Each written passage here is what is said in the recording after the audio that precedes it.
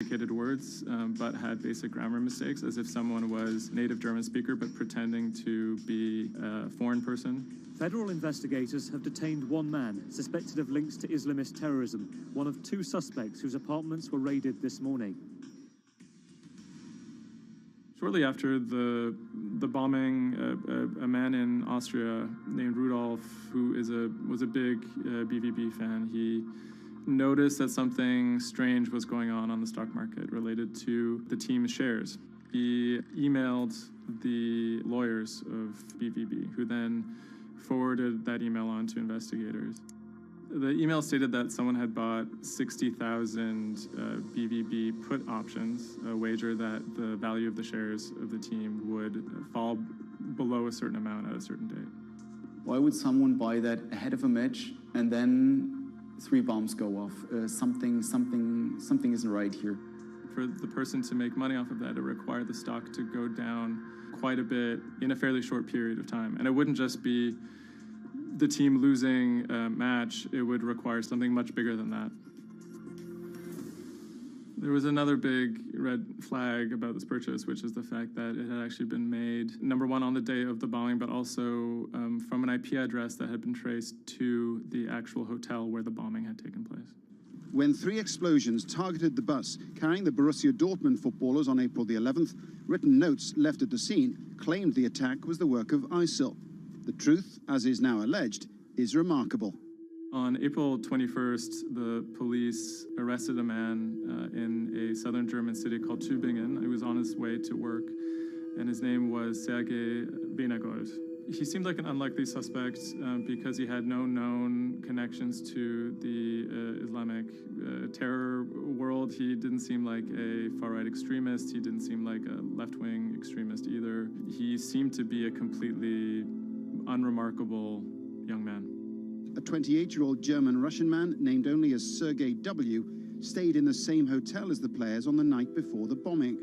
He specifically requested an upper room overlooking the bushes where the explosive devices were hidden. The media dissected why he would do that, what was his past. He had been inspired by the 2015 terror attack in Paris. And he noticed that in the aftermath of the attack, the stocks of French companies went down. And he believed that if an attack took place that was directed at a specific company, that the decrease in stock price for that company would be even more dramatic. It never occurred to anyone that someone would do that out of greed. We now know that the suspect bought 3 different derivatives on the Borussia Dortmund shares. With all these derivatives, he bet on falling shares. The suspect bought the majority of these financial products on the 11th of April, the day of the attack. If the plot had been completely successful and the stock had reached a value of 0, Venergold would have made up to 570,000 euros, or the equivalent of about $608,000. Ultimately, the plan completely backfired. The attacker, Sergei Venegold, didn't make any money. In fact, he lost money. In court, he would be extremely quiet. He usually kept his hands clasped together. One of the lawyers actually commented that he had never seen a defendant act so calmly. Venergold had served some time in the German military. From that information and from online research, he was able to figure out how to assemble remote detonated bombs that would do what he hoped to do. There were a few days of extremely emotional testimony, including the soccer players who described doubting whether or not they could ever play another game again. It brought everything back up, and it didn't quite help them to kind of process what was going on. Throughout it all, he sat there completely silent. The big mystery that was swirling around the trial was the question of why he may have simply done it because he wanted to impress a woman. Rebecca is a young woman who has a very troubled home life. She ultimately sees her relationship with Venergold as an opportunity to leave that troubled home. Venergold is a Russian immigrant to Germany. He speaks with an accent. He has anxiety in large groups of Germans. She begins to resent the fact that he has these fears and feels a little bit trapped. Rebecca attempts to dump him on multiple occasions, and he threatens to commit suicide if she leaves him.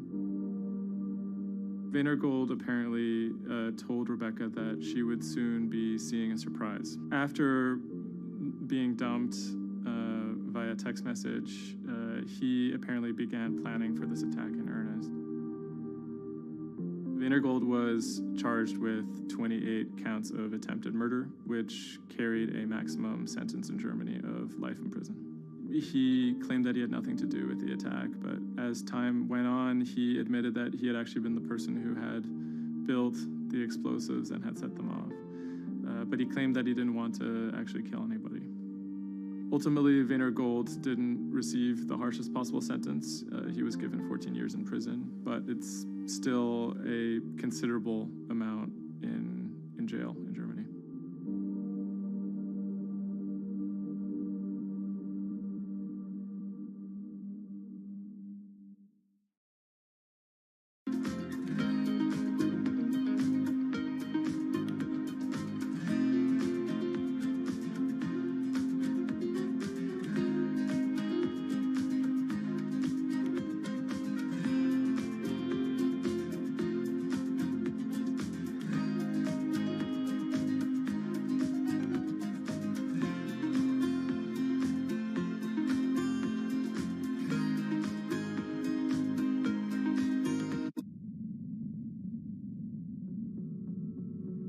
The threat of an asteroid hitting Earth is very real. If it's big enough, it's also very final. These are very, very infrequent events. The probability is not zero, though. A blinding flash of light streaking across the sky. About 100 tons of space rock falls on Earth every day. Most of it is so small it burns up in our atmosphere or lands unnoticed away from major populations. No human in the past 1,000 years is known to have been killed by a meteorite, and according to NASA, no large object is likely to strike the Earth any time in the next several hundred years. However, one thing is certain: we haven't found them all. There are thousands out there, and we don't know where they are.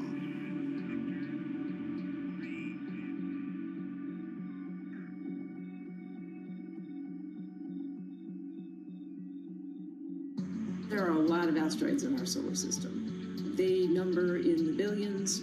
Scientists all over the world are working toward detecting and deflecting the most catastrophic of natural disasters. The race is on to find as many of these objects as we can. We have a way of calculating whether or not an asteroid is potentially dangerous or not. I mean, I think it's something worth investing in. It's our existence at stake, right?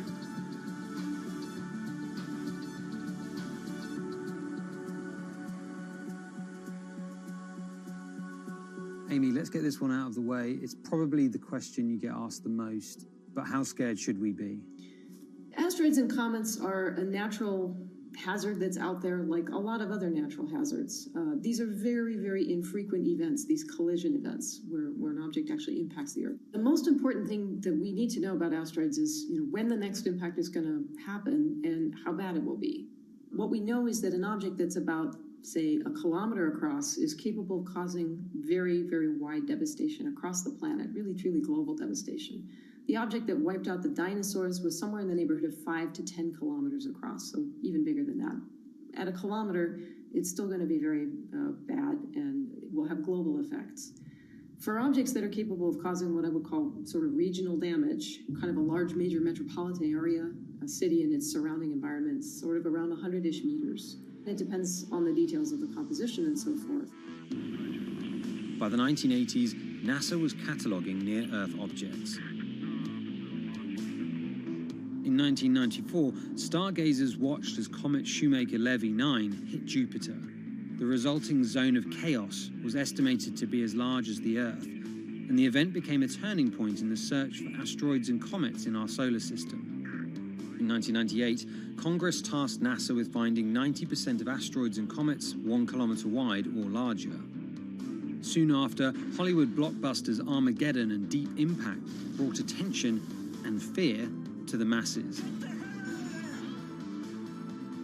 The great news is that the vast majority, more than 90% of all the really large 1 kilometer near-Earth objects have been found. The challenge now is working down to these smaller sizes that are still quite capable of causing a lot of damage, but they're just harder to spot because they're fainter, they're smaller.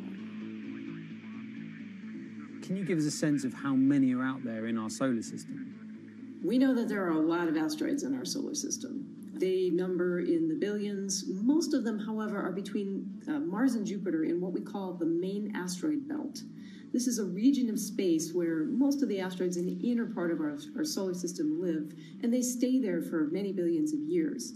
There is another population, though, that kind of leaks inward and gets into the region somewhat close to the Earth, and we call these near-Earth objects.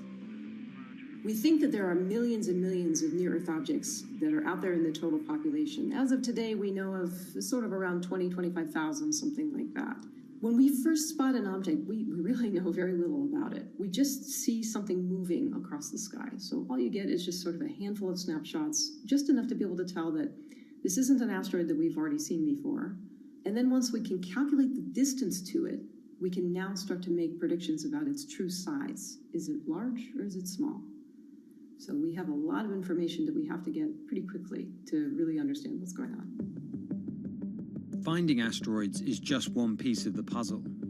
Planetary scientists are extremely skilled in determining the orbits and speeds of asteroids based on relatively small amounts of data.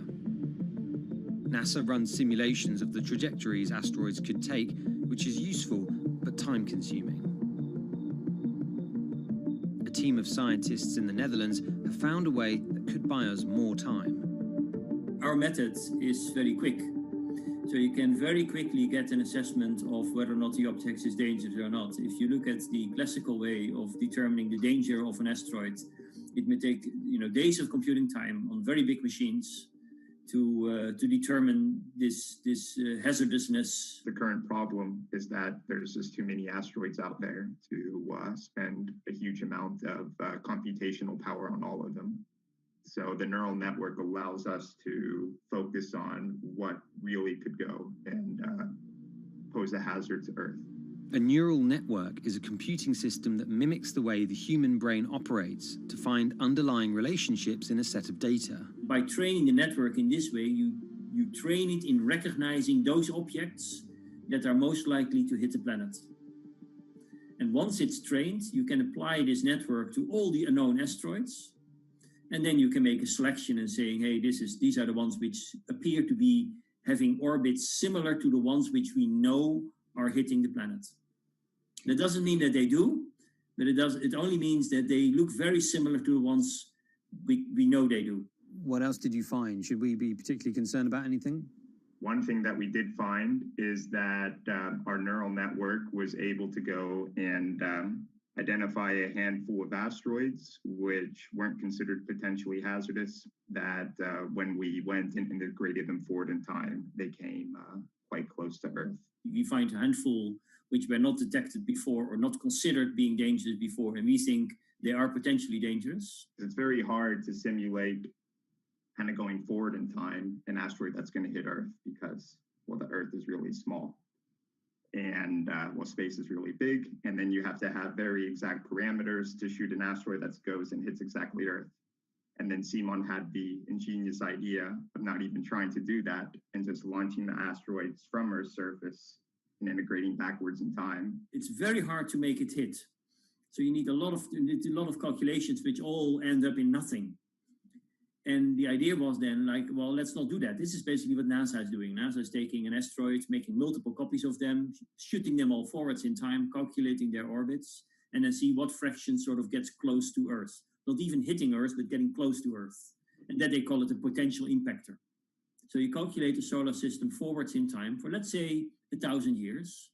And then you launch asteroids from the surface as if they, if you go forwards in time, would fall on the surface. You calculate them backwards to today. And then you get your orbital parameters of today's asteroids, which you know will land on the planet. And those you can use as known impactors and compare with all the other asteroids in the solar system. Can simulations and AI, can those things fill in the gaps where perhaps telescopes and other imaging tools can't? Absolutely. Since the observations get more complex, the physics gets more complex. And if the physics get more complex, the mathematics becomes more complex. And at some point, you can't solve your problems analytically anymore. And then this is where the computer comes in. Now we have this trained neural network. We have a way of calculating in a fraction of a second whether or not an asteroid is potentially dangerous or not, and therefore deserves more attention or more time to spend on for really finding out if it is dangerous. When it comes to hunting asteroids, time is critical. What we can do about a potentially hazardous object depends a great deal on what we know about it and how much time we have before the encounter. We'd really like to find them when they're decades away, because the more time you have, the more options you have, and the less energy it takes to move an object aside. It also means we might not have to resort to launching a nuclear warhead at an asteroid. Until recently, pretty much our only choice. That's an option of last resort, in my opinion, yes. We have lots of options available. You can just simply bump into the object and just nudge it out of the way. That's one possibility, and that's kind of, in a way, sort of the simplest thing to think about, just nudging it off its path a little bit with, a massive object, a spacecraft, let's say. It's just kind of like bowling, if you will.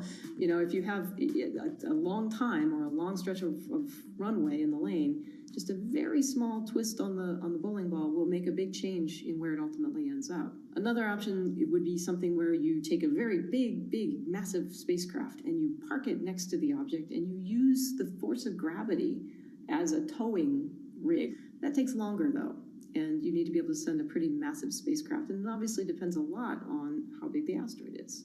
Other options start to get more and more complicated, and they range from painting one side of the object a white color and painting the other side dark, and then letting the pressure of light sort of perturb its orbit.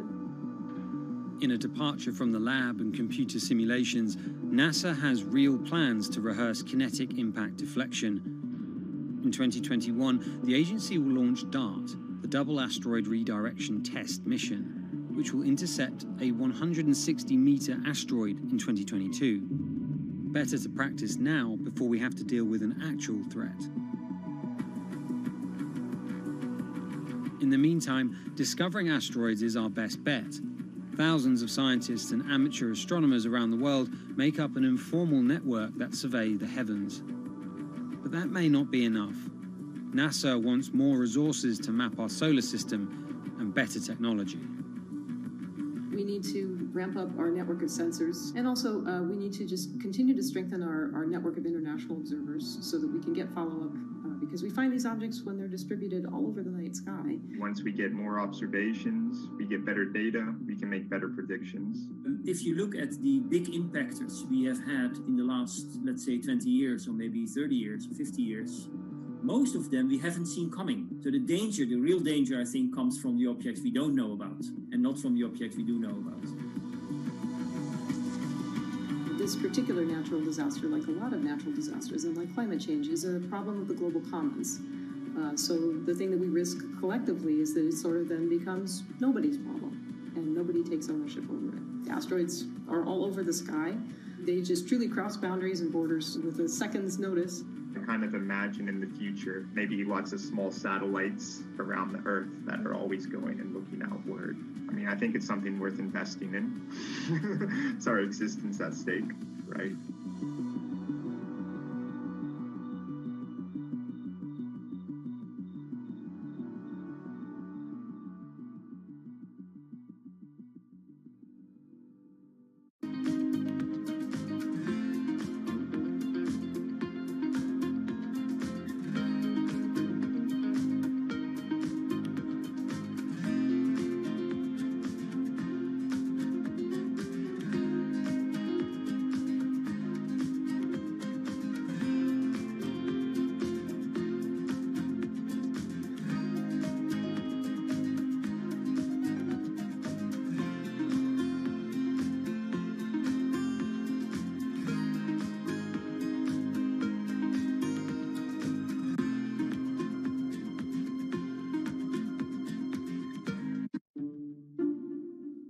The pandemic has affected everyone in different ways. Some passed the time by baking. Homemade sourdough bread. Do I need to say more? Some chose to binge watch Netflix. It's your game. Or maybe you started a garden oasis in your backyard. Next, I'm going to put my lettuces in. But for millions of others, I'm going to be posting stocks that will boom. They wanted to uproot the financial industry. Let's just lock it on up and take $15,000. Here's a stock that can change your life. I see a stock going up and I buy it, and I just watch it until it stops going up, and then I sell it. I have gained over $3 million. I want some free money.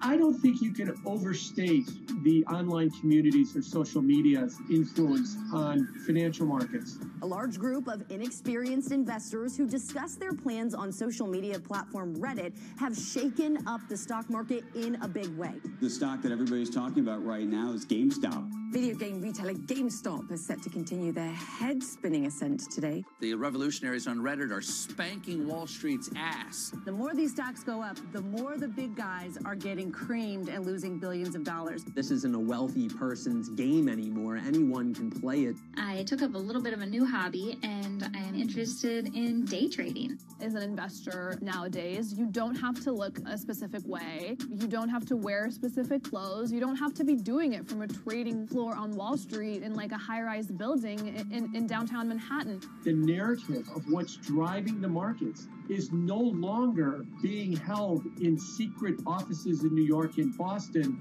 of privileged people talking to other privileged people. It's right out in the open. It's on Twitter, it's on Reddit. From brokerage apps to Discord channels and subreddits to TikTok finfluencers. One of the last holdouts in the world of disruption, finance is next in line.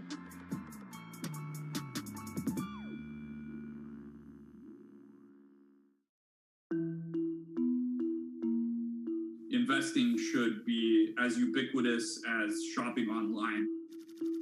That's Vlad Tenev, the CEO of Robinhood, the online brokerage app, talking about how he wants his app to disrupt the world of stock trading like Amazon disrupted the world of home shopping. And I think that speaks to exactly the mission that a platform like Robinhood has, which is to democratize investing.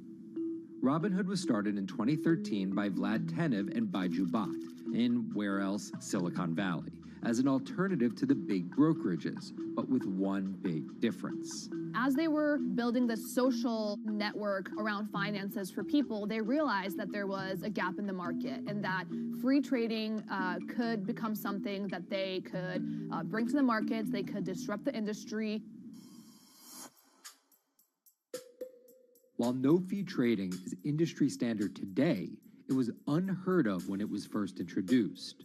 The online brokerage industry was really innovative when they came on the scene 10, 15 years ago, but they kind of stopped innovating where you haven't seen those commissions come down beyond $5 or $6 or $7. Robinhood think that by offering zero commission that they're going to push people onto this platform.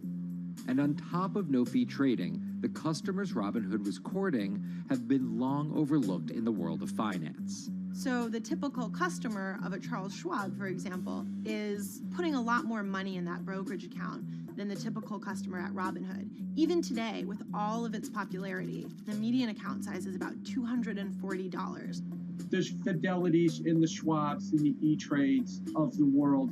They look down their nose at those kind of accounts. I don't want a $1,000 account. They're just a headache.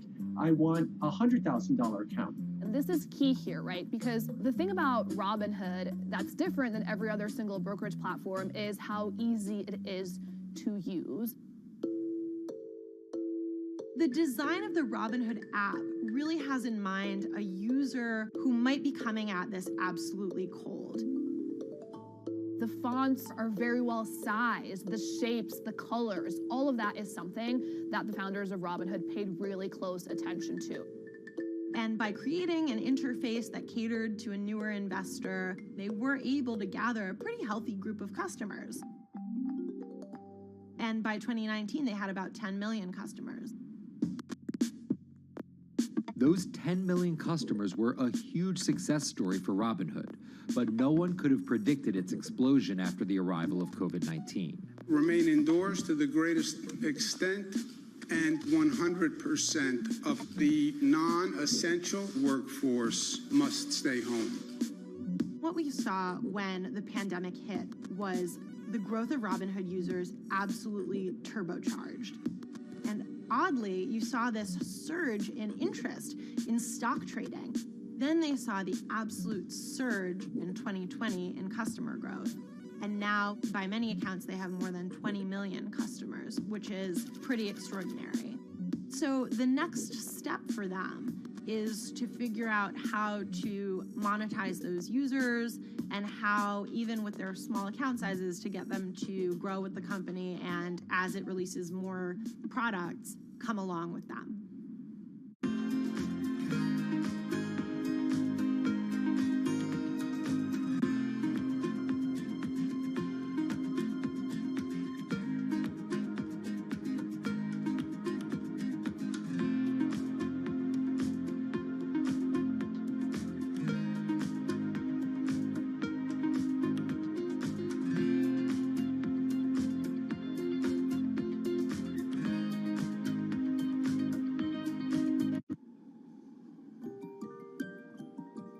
Robinhood would become one of the COVID economy's breakout successes. Robinhood traders, as they're called, became the shorthand explanation for the frenzy of often speculative retail investing after the pandemic lockdowns. Kids wake up in the morning, they go on Robinhood. They're, in the shower, they check Robinhood. Kids are learning how the stock market works at 18 while they're at school, checking their phones in between classes because notifications pop up telling them what their stocks are doing that day. With these new tools, millennials and Gen Z are investing in the market in ways their parents could have never even dreamt of. That is sort of key when we talk about the divide between older and younger generations, is that the younger generation is exposed to so much more information and tools at their disposal to do what they want in the market. The older generations, you never had the technology or the cost structure that you could play the markets like you can today. So you were stuck with giving your money to a professional investor and paying them a fee to do it. When I speak to young kids, they tell me, I'm making mistakes, I'm losing money. I'm not a perfect investor, but I'm 18, and by the time I'm 30, which will be, 10 years from now, I'm gonna have interacted with the markets for a decade. And so it's a learning experience more so than anything else. And you can look at it and you can say, wow, that's risk-taking, that's dumb, but if you could possibly shave 10, 20 years off your working life versus adding 5 years, I don't think you can fault people for that. But Robinhood is only part of the puzzle. Sure, you can trade on it, but without research, information, and data, you're just blindly throwing darts at different stocks and hoping to strike it rich. Wall Street forever has always run on what we now call narratives or memes. People telling rumors to each other have been around for 100 years. On Wall Street, information is its own currency. Historically, either you had it or you didn't. And the people who had it had a huge advantage. In the past, those narratives and memes didn't have a network effect. It would be one person telling another person over the phone. In fact, when I broke into this business in the 80s, a lot of people used to complain that they weren't on the call list to get those ideas. Social media changed all of that. Fast forward to 2021, that's being done on the internet now. And that's being done on Discord and Twitter and StockTwits and Reddit. And the impact is very similar, but orders and orders of magnitude larger. As social media has played a bigger part in our lives, it's also played a bigger and kind of more important role in how people find investing ideas online and on these platforms. How do those ideas spread? On TikTok. Yes, that TikTok. Soon may the weatherman come to bring us sugar and tea and rum. People aren't just going to it for sea shanty videos. The personal finance hashtag on TikTok has garnered 3.5 billion views from its 1 billion monthly active users. By comparison, videos found under the cooking and health tips hashtag have 2.6 and 2.1 billion views respectively. The trajectory of Robinhood and TikTok were literally on par. What happened in the stock market this week? So the word of the week is expectations. Absolutely essential that you guys understand the risks of shorting. And Kayla Kilbride and Kyla Scanlon are two of those financial influencer TikTokers, also known as finfluencers. I think people still care about fashion, they care about culture, but it's also like there's this big behemoth thing called the stock market that we really don't know a whole lot about, and it's gatekept behind the industry. And so people like want to unpack that. And so my audience is, a lot of them are younger investors who are looking to hone their skills. Tech in right up. Kyla and Kayla are two of the more, let's say, professional TikTok influencers. The Tesla ARK Bitcoin Biotech Risk Cluster. I've been trading since high school, and it was a really interesting way for me to fill out my decision-making frameworks and to think about thinking. And I think that the more that we can have people thinking about finance, the better that we're going to progress as a society. I think it's a huge gap in our educational system. If you're going to buy an option for a stock you think is going to go up, it's a call. So think of it like this. I made the options video where I was like, options are just like shopping. Rumor has it that this pallet's about to go up in price. So if I come in tomorrow, can I still buy it at said price? And a ton of women just like attacked that video and were like, you explain things so much better than my boyfriend or my professor, or like I could sit and listen to you all day. And I was like, this is what I was looking for. But TikTok's algorithm does not reward calm and measured videos about responsible investing. It rewards this. Watch this video for 30 seconds and you'll be rich for the rest of your life. I try not to say the A word, the ALGO word, because TikTok listens to us. The algorithm does impact how you feel. You know, you do notice which videos do better versus which videos do worse. How do you catch someone's attention in less than 60 seconds? And how do you make it something that they're like, I need this in my life? Nearly impossible to do that in 60 seconds. But the people who perfect it are the people that you're going to watch and going to stick around. And where people are sticking around? Reddit. And its nearly countless subreddits about finance. And by far the biggest one of those is Wall Street Bets. There's a lot of social media platforms out there, but Reddit is like the social media platform for finance. Places like Wall Street Bets is where it all goes down. Started in January 2012, it wasn't long before Wall Street Bets adopted a 4chan-like etiquette, leading to their tagline, like 4chan found a Bloomberg terminal. We had all these unexplained stock moves, and we would be grasping for why stock XYZ jumped 20% in a day. And you would look at Wall Street Bets, and you would see people there talking about buying options in that stock, and it sort of, squared the circle, so to speak, and started making sense. And it was at that point that it was like, wow, we have to start paying attention to this. Some people on the platform really spend tons of time, and others are just looking for entertainment and to have a little bit of fun, effectively gambling or looking for an outlet, trying to make a little bit of money. Then on top of all of that, there were stimulus checks. Now, clearly, this money is going to people who need to use that to eat, to live, but there's a lot of people who use this money to invest in the stock market. And it's not just stock tips. People quote-unquote YOLO their entire life savings or stimulus checks on a single stock. They post what is called gain and loss porn, screen-grabbing staggering hits and misses on stocks for the entire community to see. I'm about to lose everything. And while some of the people on Wall Street Bets are novice investors, the community contains multitudes. In one respect, what it did show us among these network groups is they are very sophisticated. They're not a bunch of ignorant people talking to other ignorant people. And this is where the pieces of the puzzle all come together to wreak havoc on Wall Street for a solid week in early 2021. It's pretty clear that the combination of more people having retail brokerage accounts and trading apps and more people being stuck at home looking for some kind of entertainment and some kind of community online came together in this very singular way. What came together is GameStop. Let's go back to the beginnings of what happened with GameStop a couple of years ago. On the boards like Reddit and StockTwit, a lot of people were talking about GameStop as being attractive value. Some of them are even, Wall Street alums who left the industry and now still have access to tools that they can use to improve their financial well-being and make very good decisions. And I think Roaring Kitty is a perfect example of that. GameStop is one of the most compelling asymmetric opportunities in the market today. Really, I don't understand how you could disagree with that.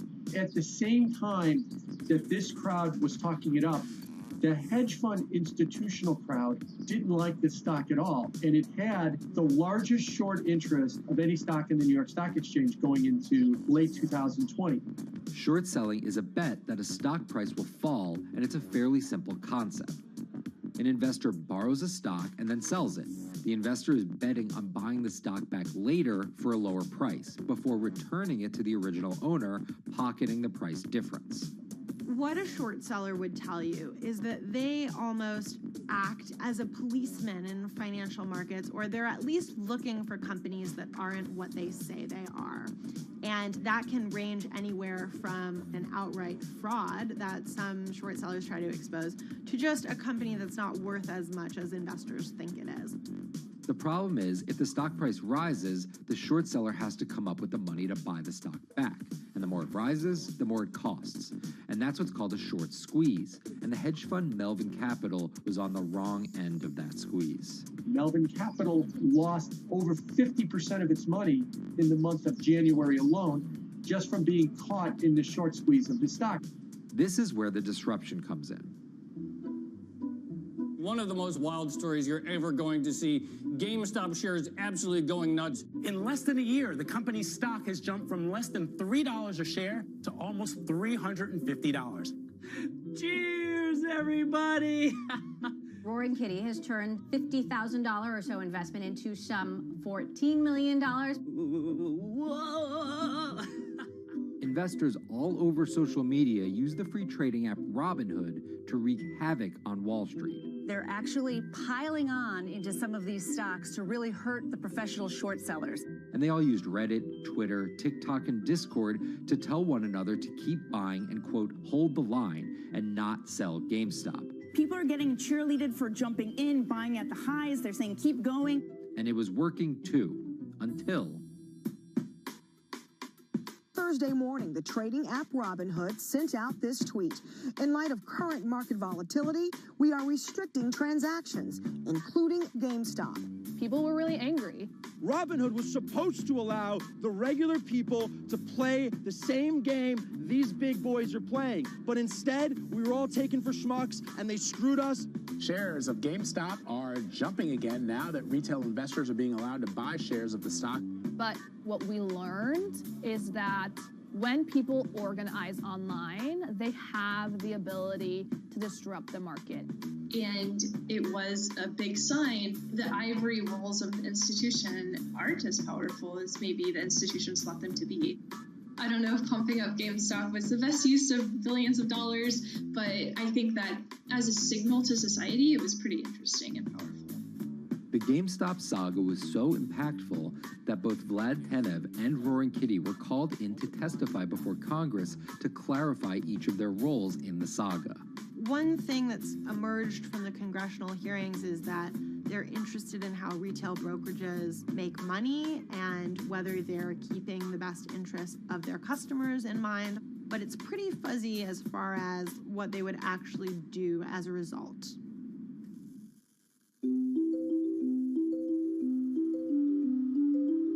While the frenzy around GameStop eventually subsided, it didn't take long for retail investors to find other areas to invest their money.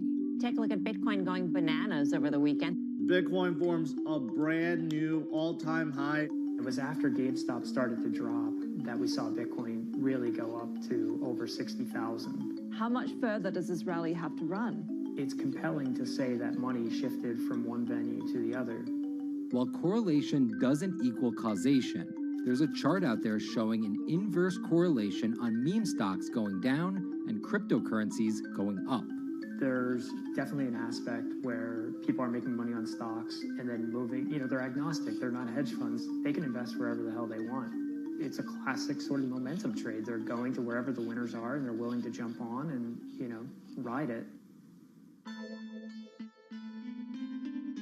So whether it's meme stocks like GameStop, meme coins like Dogecoin, or entirely new ways to invest in art like NFTs, the new kind of retail investor is making its presence known. Over the next 10, maybe 15 years, you're going to continue to see, whether by choice or by force, that baton go from older generations to younger generations. I don't think any single app is going to be the thing that disrupts. I think people are the disruptors. How people get ideas about what to invest in has become increasingly entwined with social media. And as social media companies govern more and more of our lives, the fact that now they're tied in more intimately to people's wallets is something that we might want to understand better. Usually what disruption, I think, means is technology comes in, whether it's blogs to the newspapers or online retailing to brick and mortar. They come in and they're in the same business, but they just do it in such a gigantic cost savings that it causes everybody to switch. Well, that's the risk that happens here, is that it's so much cheaper to just manage your own money. We're not there yet, but costs and conveniences are moving in that direction. So I'd say, Wall Street, you haven't been disrupted yet, but you could be in the coming years, and that the final chapter on this story hasn't been written.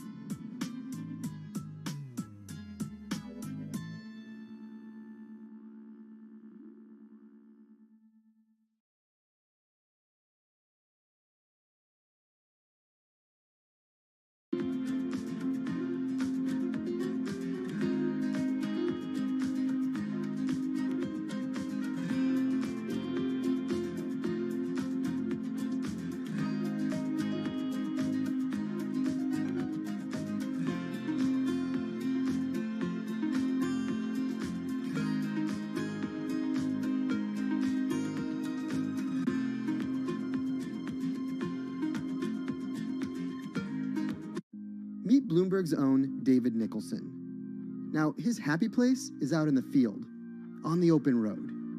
But like the rest of the world lately, he's been working from home a lot more than he's used to. COVID-19 has prompted a massive urban exodus as professionals of every ilk yearn for more space to live and work. As a result, rural areas have exploded, and they're poised to experience a resurgence as more and more families pack up and leave the big city to try out life in the burbs. But there's one problem with that. Not all internet speeds are created equal. Anyone who might need to upload or download large files for a living may not want to pack up and move to that cabin in the woods just yet.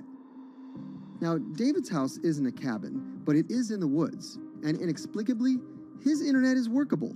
My internet is okay. I pay a lot for it. It's around $140 a month.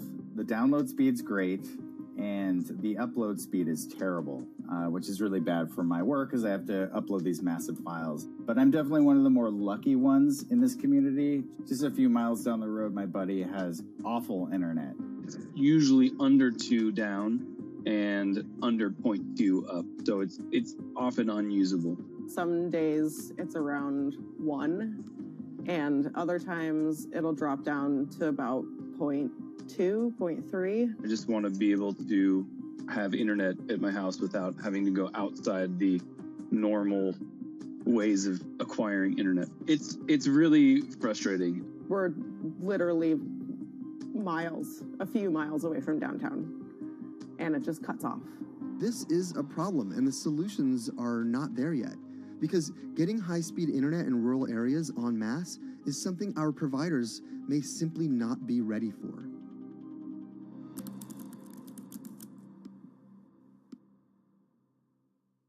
If your internet service doesn't have fast download and upload speeds, then you don't have high-speed harmony. You have. Americans on average pay about $70 a month for internet at home. But in rural areas, it could cost a lot more for a lot less service. So the pricing for a fixed wireless provider here can be something between $80 and $150 for about 25 megabits per second. However, gigabit service, which is 1,000 megabits per second and symmetrical, is running at about $119 a month or $130 a month. That's John Paul. He co-owns Spiral Fiber, an internet service provider here in Nevada County, California. And for the past 10 years, he's been trying to bring an affordable fiber optic network to town. It all started when he applied to be part of the pilot program for Google's fiber service. Across the country, civic boosters have been going to extremes, chanting, singing, Google in the morning, and marching, trying to get the search engine giant to look at their town. The internet these days is crucial to be in the world, to be a part of the world, and to be connected to your community. Google ultimately went with Kansas City, Missouri, which left Paul on a mission to get funding to lay out fiber optic networks for gigabit service. Over the next several years, he would attend conferences and pitch venture capitalists and apply for grants to make his vision come to life. One of the biggest roadblocks to building infrastructure for the internet here in the United States are the existing large providers. They have their land staked out. They would prefer that nobody come in and compete against them. In 2013, we applied for a grant. We went down and met with the commissioners at the California Public Utilities Commission. It was an arduous process to get funded, but we finally did against all odds. We got a $16 million grant, and then we went out to seek venture capital. Then, in March of 2020, the pandemic hit the world. Everybody got locked down, and everybody came home, and everybody started using the internet. And I remember seeing on one of the local fixed wireless providers' websites, they've said, hey, we know you're all staying home, but please don't use too much video, and please don't use too much bandwidth. And I thought, that doesn't work. The U.S. connectivity gap is far greater compared to countries that are considered its peers economically. Some developing nations actually have better internet than rural America, like in Kenya, which has a state-of-the-art fiber optic network fed in from their coastline. The American connectivity gap does largely affect rural areas that are either outside of service coverage or simply prohibitively expensive. This is Rebecca. She and her family moved to Nevada County just a couple miles down the road from David. They took for granted that high-speed internet would just exist in the area, and it's not something they even bothered to check on before buying their house. Turns out, all they got was dial-up.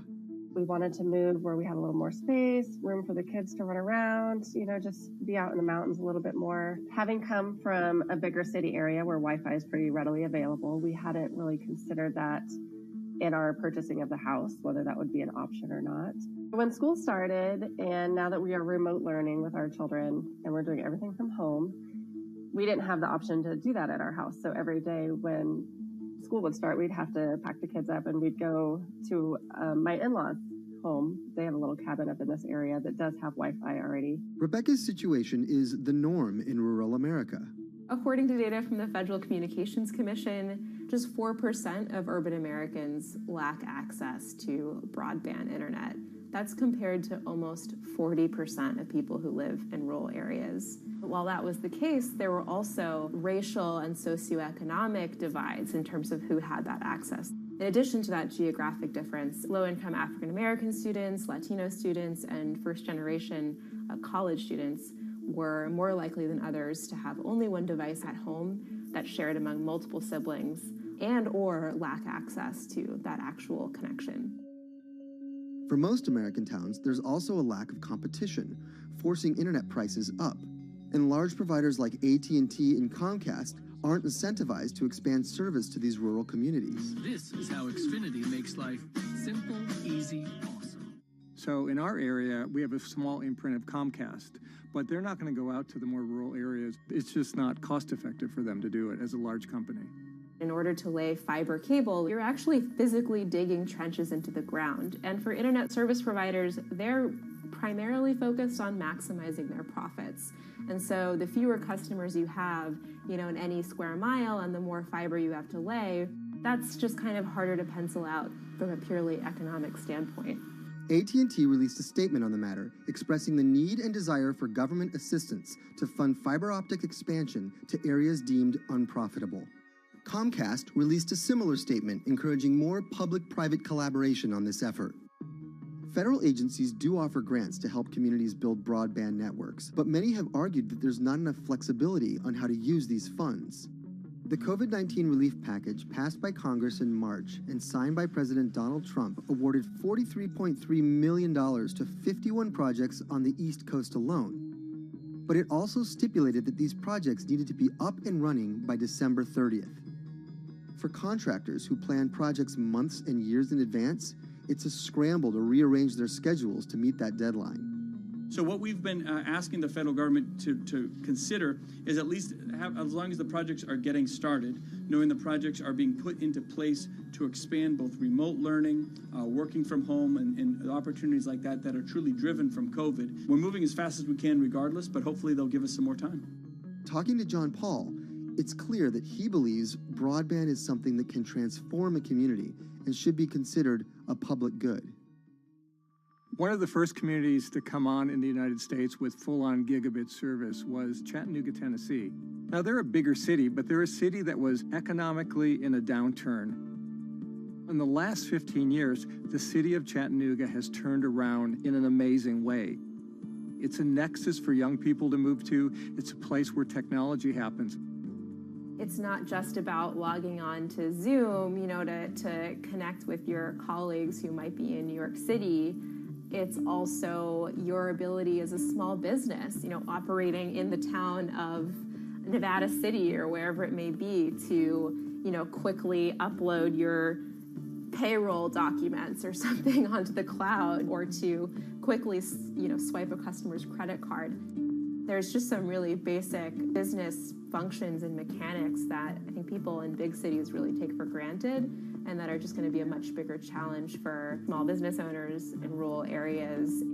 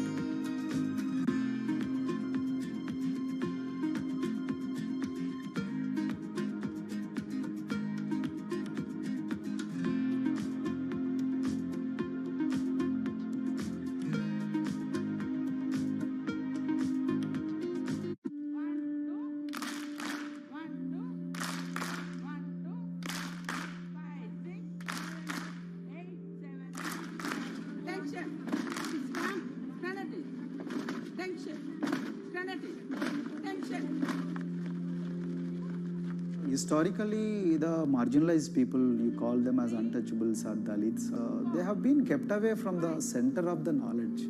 Once you are born into a caste, it is very difficult for you to grow beyond that. You are stuck in that identity.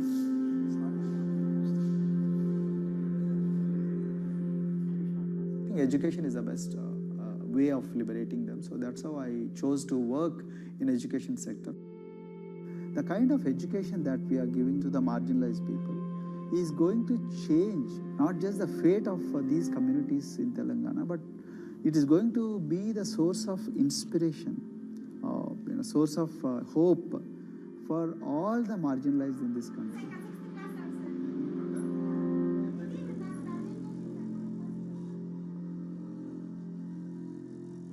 Greatest flight in India is the system of caste. For generations of Indians, the social code known as the caste system has defined how people earn a living and whom they marry. Although outlawed 7 decades ago, castes remain a significant factor in deciding everything, from family ties and cultural traditions to educational and economic opportunities. Dalits, people who are on the lowest rung of the caste system, constitute almost 1/5 of India's population of 1.3 billion. Not able to afford the high tuition of private schools, many are forced to attend government-funded institutions, which in the past have suffered from poor infrastructure, lower education standards, and high student-to-teacher ratios. But Dr. Praveen Kumar is trying to change that.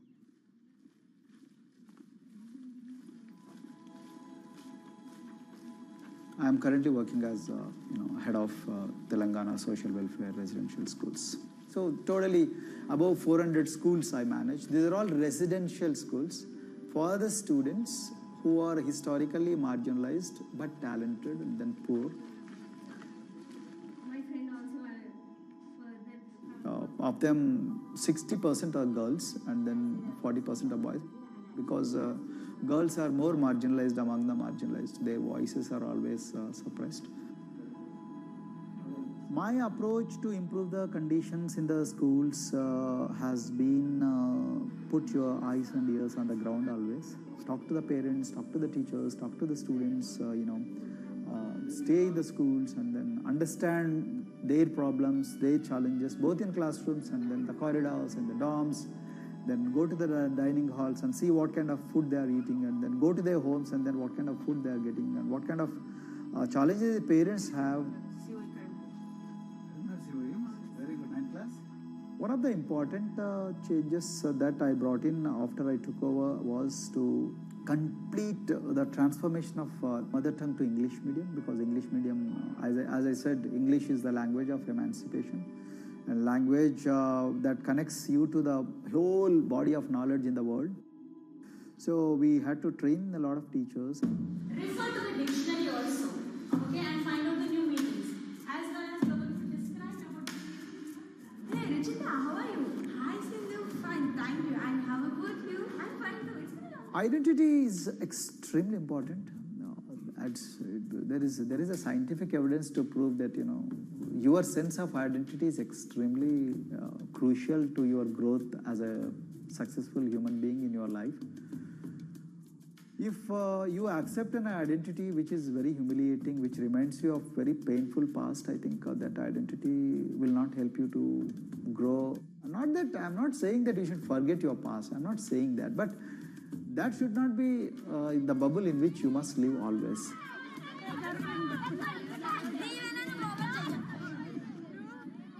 Sweros is an alternative identity. S stands for state, W stands for welfare, Aero, SW and then Aero is Swero.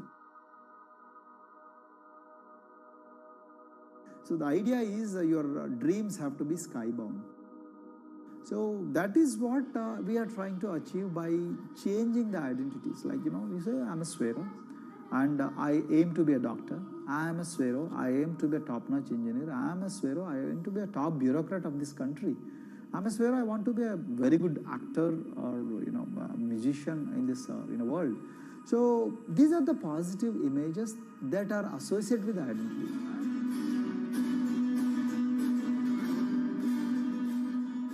Just to give an example to you, in 2012, in our institution, we used to produce about 6 doctors per year. But because of our, this self-liberating ideology of Sveroism, we have, this year, we have produced about 189 doctors. This is phenomenal for any poorest of the poor people. You know how difficult it is to get into medical colleges in this country.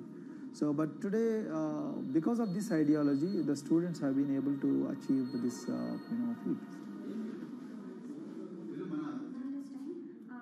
Pujita has been a farm laborer, and her parents themselves are agricultural laborers. And then this girl used to sell vegetables, but thanks to the residential education institutions, she came to the Gauli Doddi campus, and then she toiled very hard for 1 year, despite many problems. And today, I'm so happy to share with you that she has joined one of the prestigious medical colleges in the state of Telangana, Usmania Medical College, and then in future, she hopes to be a gynecologist. So this is the journey our children are hoping for. Similarly, the Mount Everest expedition. At Mount Everest expedition, we are very fortunate enough to place the youngest ever female in the history of this world on the peak of Mount Everest. How did this happen? It's all because of an ideology that helps you to liberate yourself.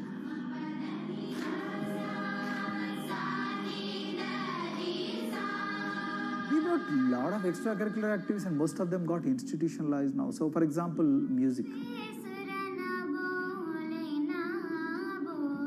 Similarly, the games. We have so many coaching academy. We have boxing academy, we have wrestling academy, we have handball academy.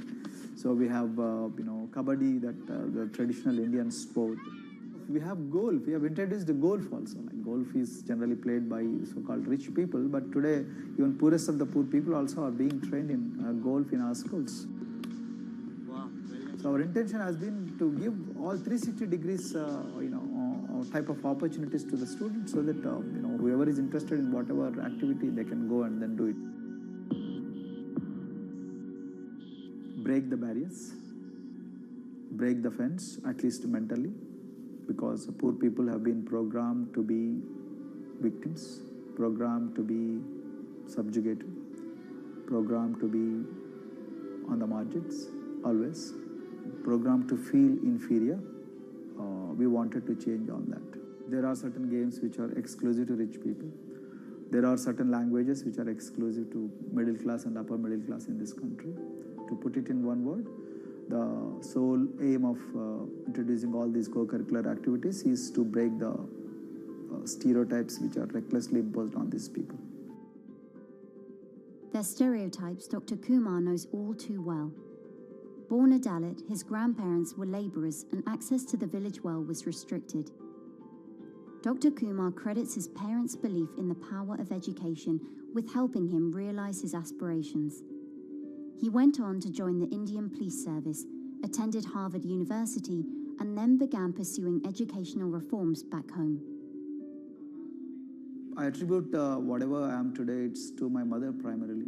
They educated me in the village, although there were no good schools. So then I stayed in social welfare hostels, the hostels which are managed by government for the poorest of the poor kids. I passed with reasonably good grades. Then I went to university, and then I faced worst form of discrimination in the universities. Like there were, in those days I'm talking about, so the bathrooms and the toilets were exclusively meant for scheduled castes and scheduled tribes.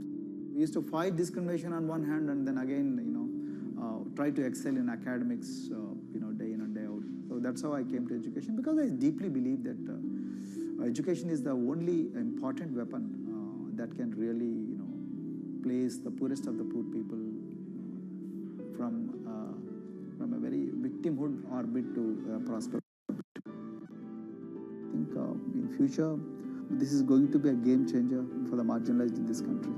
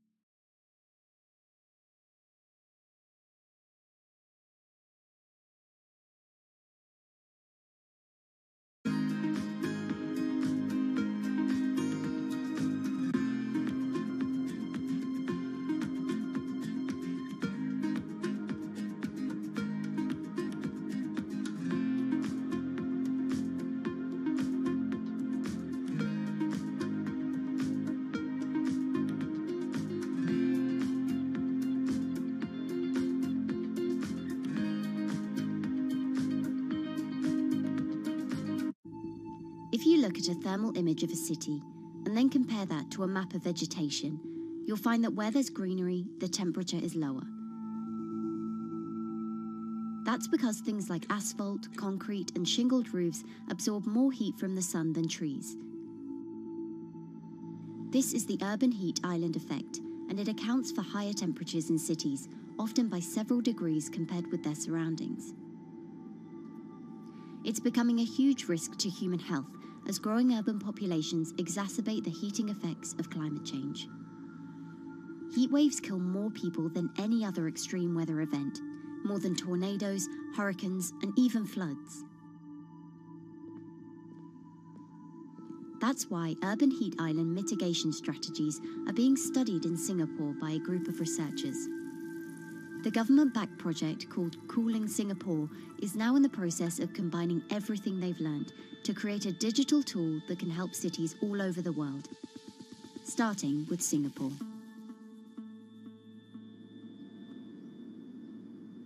In Singapore, close to the equator, temperatures regularly rise above 32 degrees Celsius or 90 degrees Fahrenheit. And the city structures only make it worse. And that is also the case for Singapore, which is basically a concrete jungle, more urbanized, more developed city. And even in Singapore, what you have is a situation whereby there's a temperature difference of 7 degrees Celsius between the more urbanized and the more rural areas. The government has taken drastic steps to keep temperatures down. This is Gardens by the Bay, an award-winning park. And inside this greenhouse is a pleasant 24 degrees. That's because the dome, along with 24 nearby towers full of thousands of people, is chilled by what's probably the world's largest underground district cooling system. It uses a large central plant that cools water and then pipes it into banks, residential towers, an exhibition centre, shopping malls, and the city's iconic Marina Bay Sands hotel and casino complex. So one of the biggest perks of using this system for the buildings is that they can save 40% in terms of electricity usage compared to your traditional air conditioners. And with Singapore relying on natural gas for most of its power, this new system means emission savings equivalent to removing 10,000 cars from the city's roads. That has big implications for the rest of the world. If things stay as they are, more than a third of the world's electricity could end up being used to cool buildings and vehicles by 2050.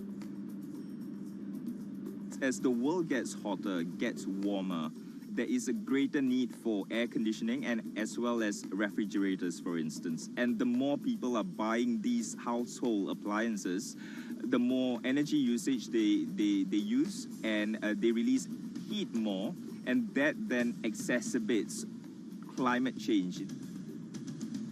It's a vicious circle. And so since 2017, researchers at Cooling Singapore have been identifying design solutions that reduce our need for so much cool air in the first place. One thing many cities have in common, and that's the importance of vegetation. That's a very important measure to mitigate the urban heat because of the shading effect, of course, and the psychological effects of the vegetation, and also because of the possible evaporative cooling effect of the vegetation.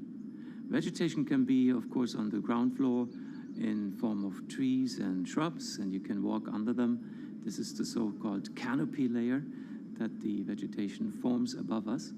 But vegetation can also go up the facades of buildings, and it can go to the roof of the buildings. Luckily, Singapore has been striving for the garden city feel for quite some time. It was a vision initially introduced by then Prime Minister Lee Kuan Yew in 1967 to make life more pleasant for people. And today, Singapore is one of the world's greenest cities in terms of urban vegetation. Kampung Admiralty, a community centre that contains health facilities and social spaces, now provides more green space than the plot of land it was originally built on. It's topped by a roofscape of staggered terraces covered in local plants, which functions as a community park. And a village green in the centre that contains farm plots for residents to tend to. Park Royal on Pickering was designed as a hotel in a garden that doubled the green growing potential of its site. There's now 15,000 metres of sky gardens, reflecting pools, waterfalls, planter terraces and green walls. And the government has big plans as well. Singapore actually has a plan to plant 1 million trees and add more green spaces over the next 10 years. It is actually a mix of wanting to reduce the urban heat island effect, but on the other hand is also to get the people to be more connected to nature. But it's not enough. The city-state has still been warming twice as quickly as the world average over the past 6 decades. That's why Cooling Singapore has developed a catalogue of other potential heat mitigation measures. When you try to mitigate the urban heat island effect in a city or in any building, in a village as well, the first place to start is by shading of the windows. You have to keep areas clear so that the wind can move through it. Water of a certain depth can act as a very good thermal buffer. If you have to construct heavy buildings such as high-rises, at least you can make the surface, the facade, less heavy, and you can protect it from direct sun penetration. You have to make sure that no combustion engines will be in the city in the middle, in the medium to long-term range. So ideally, the electricity production is outside of the city, and you bring just the clean electricity into the city. You can at least minimize the use of energy in the city, and you can start to slowly convert the roofs, the facades of the city into production areas for renewable energy.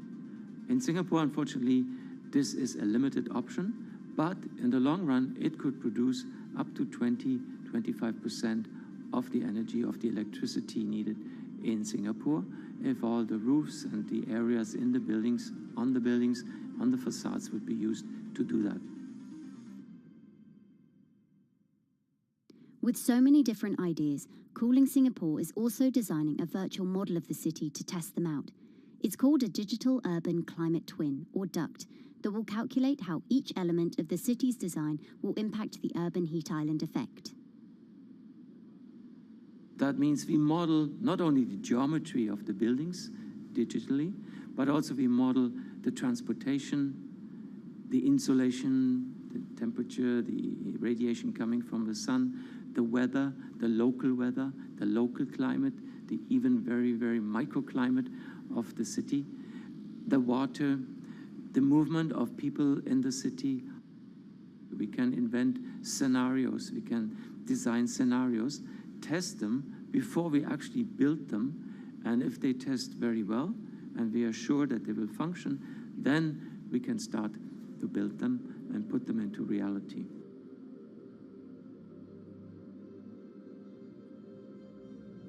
Singapore will be using this new tool to figure out which actions it should take next. And the model can be applied to any city, whether it needs to keep heat out or keep heat in, which will ultimately save energy, slow climate change, and improve our quality of life. So this is something that Singapore will be able to export, maybe even together with its city development systems that it already has. Singapore is one of the very few cities in the world that really combine this scientific approach with a very well-established urban redesign and urban design approach. Through its agencies and the combination of its agencies, it has achieved a lot in the past. If it keeps following the scientific path and the combination with the other knowledge in the city already, we think that it will be a very comfortable and very livable city in the future, even more than today.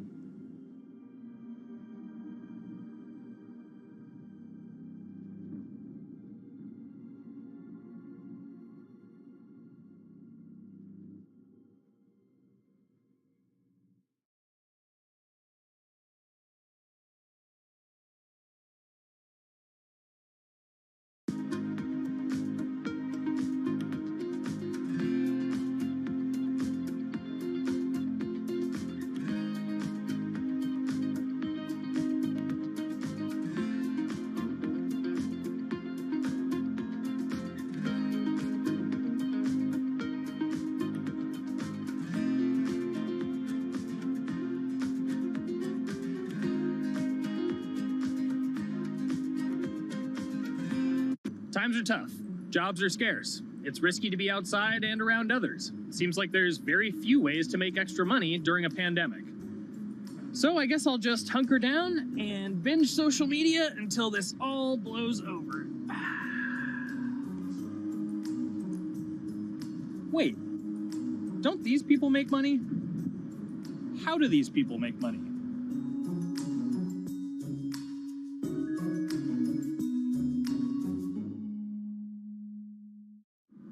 Streamers, YouTubers, Twitch stars. How do they make money? Is it a lot? Is it a lot of work? I know, I gotta ask somebody in the biz, and I got just the guy, Austin John Plays. This is your full-time job now, right? As of November of last year, yes. This was always just kind of like a side thing. Like any money that I made from doing my videos and whatever else, I never touched that because I didn't really think of that as being like real money. And then it started coming in more and more. And then it was like I hit my first day that I broke $1,000 and I was like, this is actually going to be money. How did the YouTube channel come to be? When the game Pokemon Sun and Moon came out for the 3DS, there was like things that I learned about the game, and then I wanted to just share that information with people. And at the time, I didn't have any way to capture a screen or anything, so I found like generic footage, and I kind of put it all together with so much editing. And that video got 6 views. And then 2 days later, I made another one, and that one got 12 views. And then I just started pumping out more and more content, and people were like, this guy knows what he's talking about. It really just started building on top of itself, and then it was like, my channel really focuses on tips and tricks. So I play a straight 18 hours, and I'll finish the game or get to about the 40-hour mark, and then I'll make my first video. While I'm going through, I have a giant notepad and just scribbles everywhere, and I make these notes of like the things that stumped me, so I know the things that may stump other people. What do you need to think about if you're building your YouTube channel? 1, you need to do something that you're passionate about. Not that you like, not that you think you're gonna make money on, something you're passionate about. The other thing is something that other people are passionate about. It holds a special place to them. And third is, it needs to be something that people are gonna seek out information on. In order to enter into the marketplace, you either need to be better than everyone else, you either need to be faster than everyone else, or you need to be more accessible than everyone else. And you can't be more accessible because it's already on the platform. Granted, if you understand how the algorithm works, which is very similar to Google Analytics, then yeah, you can have a little bit of a head start. But if you're not doing it faster, and if you're not doing it better than everyone else, then why should anyone watch your channel? So my income as a YouTuber kind of breaks down to 3 different ways. 1, which is the bulk of it, which is ad revenue. Whenever you go and you watch a video and then there's an ad and then you wait 5 seconds and you hit the bottom right corner and then you go on to the next video, or a non-skippable ad, or the video starts immediately, you get the little banner ad at the bottom, or if you scroll down from the video, the first thing that shows there is an ad. Those are the 4 different types of ads that can appear on every single YouTube video. And all of them pay a certain amount. It varies on lots of things, like the country of the person who posts it, the country of the person who watches it, the time of year, where you are in the quarter, if there's anything going on with a reduction in ad revenue. Like, great example, COVID-19, companies weren't spending as much on advertising. So because of that, CPM went down. CPM stands for click per thousand. I'm using the Roman numeral for 1,000. And that means that for every 1,000 views, you get a certain amount of money. Now, on low ads, when I first started off, my CPM was 30 cents. So every 1,000 views, I made 30 cents. But then once I signed with an MCN and I started making more quality content and more engaging content, some of my better videos and certain times of the year, I can see CPMs as high as $12 to $14. And there's a big fluctuation between, if I post a video when there's no ads being spent, like January and February, that's the reason a lot of your favorite YouTubers and also TV shows don't post new videos in that time of year because ad rates are down. Why are they going to make content then? Instead, you're recording and you're bulking up for when ad revenue is higher. The second way that a YouTuber makes income is support, crowdfunding, things like that. When I first started off, Patreon was really the only option, but then they started rolling out supporters and members for YouTube channels. So whenever I have a live stream, you can click a button and then you can become a member, and then you get special icons next to your name. I believe they're called badges. Or on any video, you can hit the join button, and that helps support the channel. And then the third aspect of that would be merch.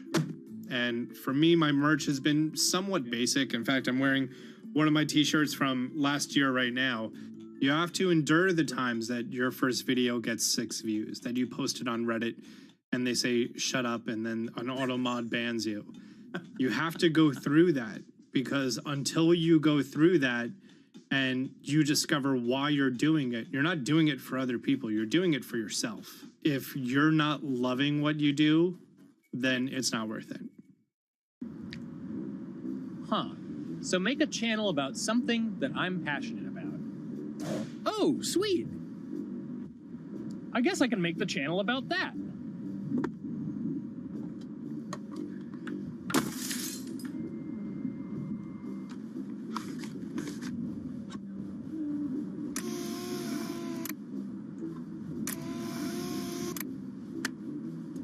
Now, how do I grow an audience?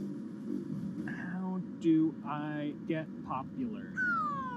It's all about diversification, right?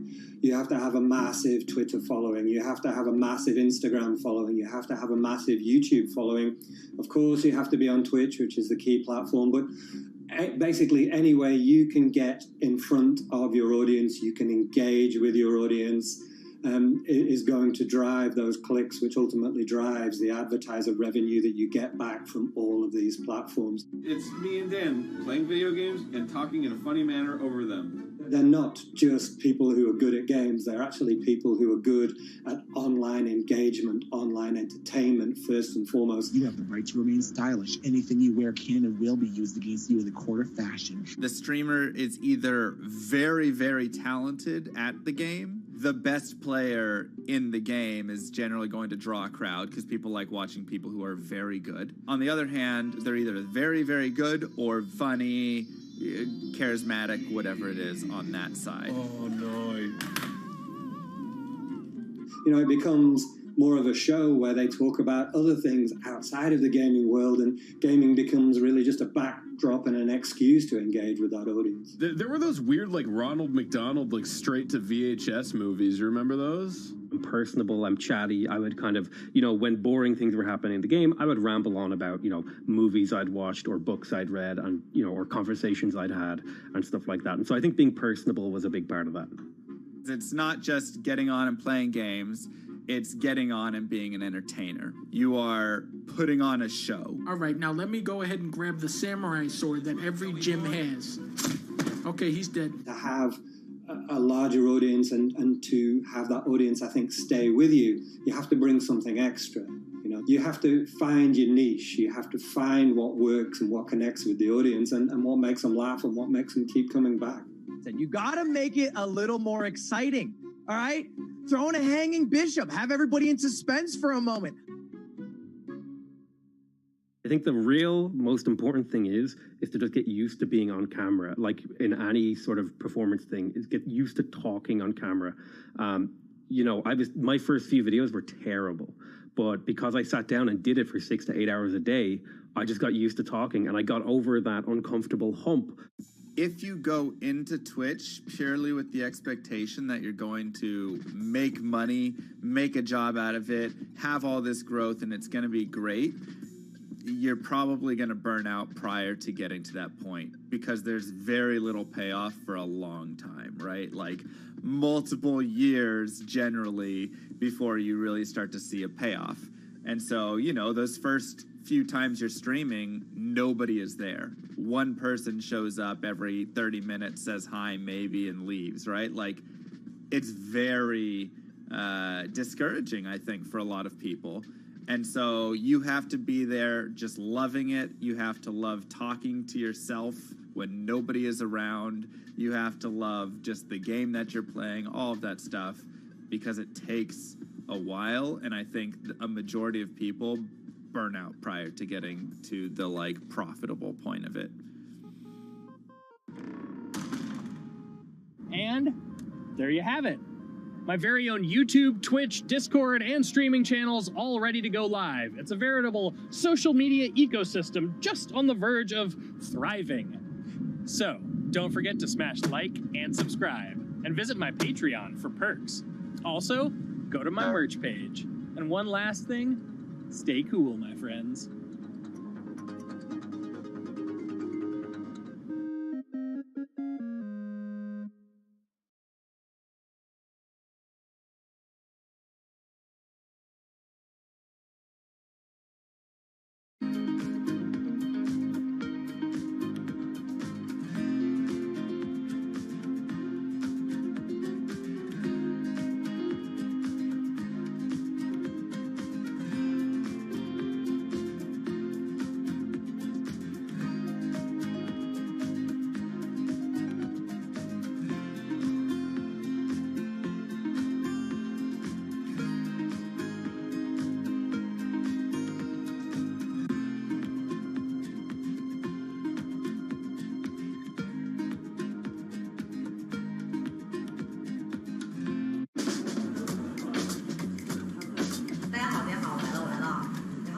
This is live stream shopping, one of the hottest trends in China.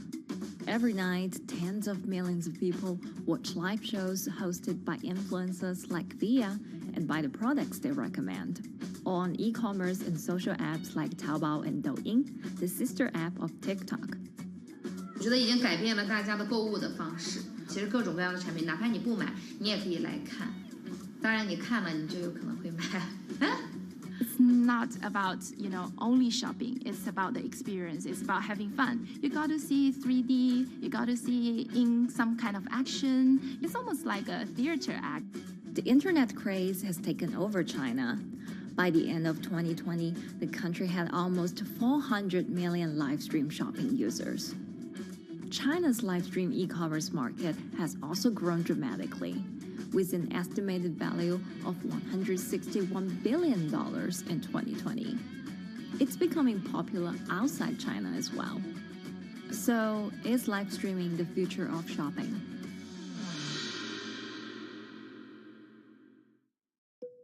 Live streaming is not a new thing. In China, it started in 2015 with the rollout of 4G. And it was first used for entertainment and socializing. Many live streamers performed for their followers or chatted to them, making money by receiving virtual currency and gifts. In the West, live streaming is mainly the domain of avid gamers. In China, it's broken into e-commerce.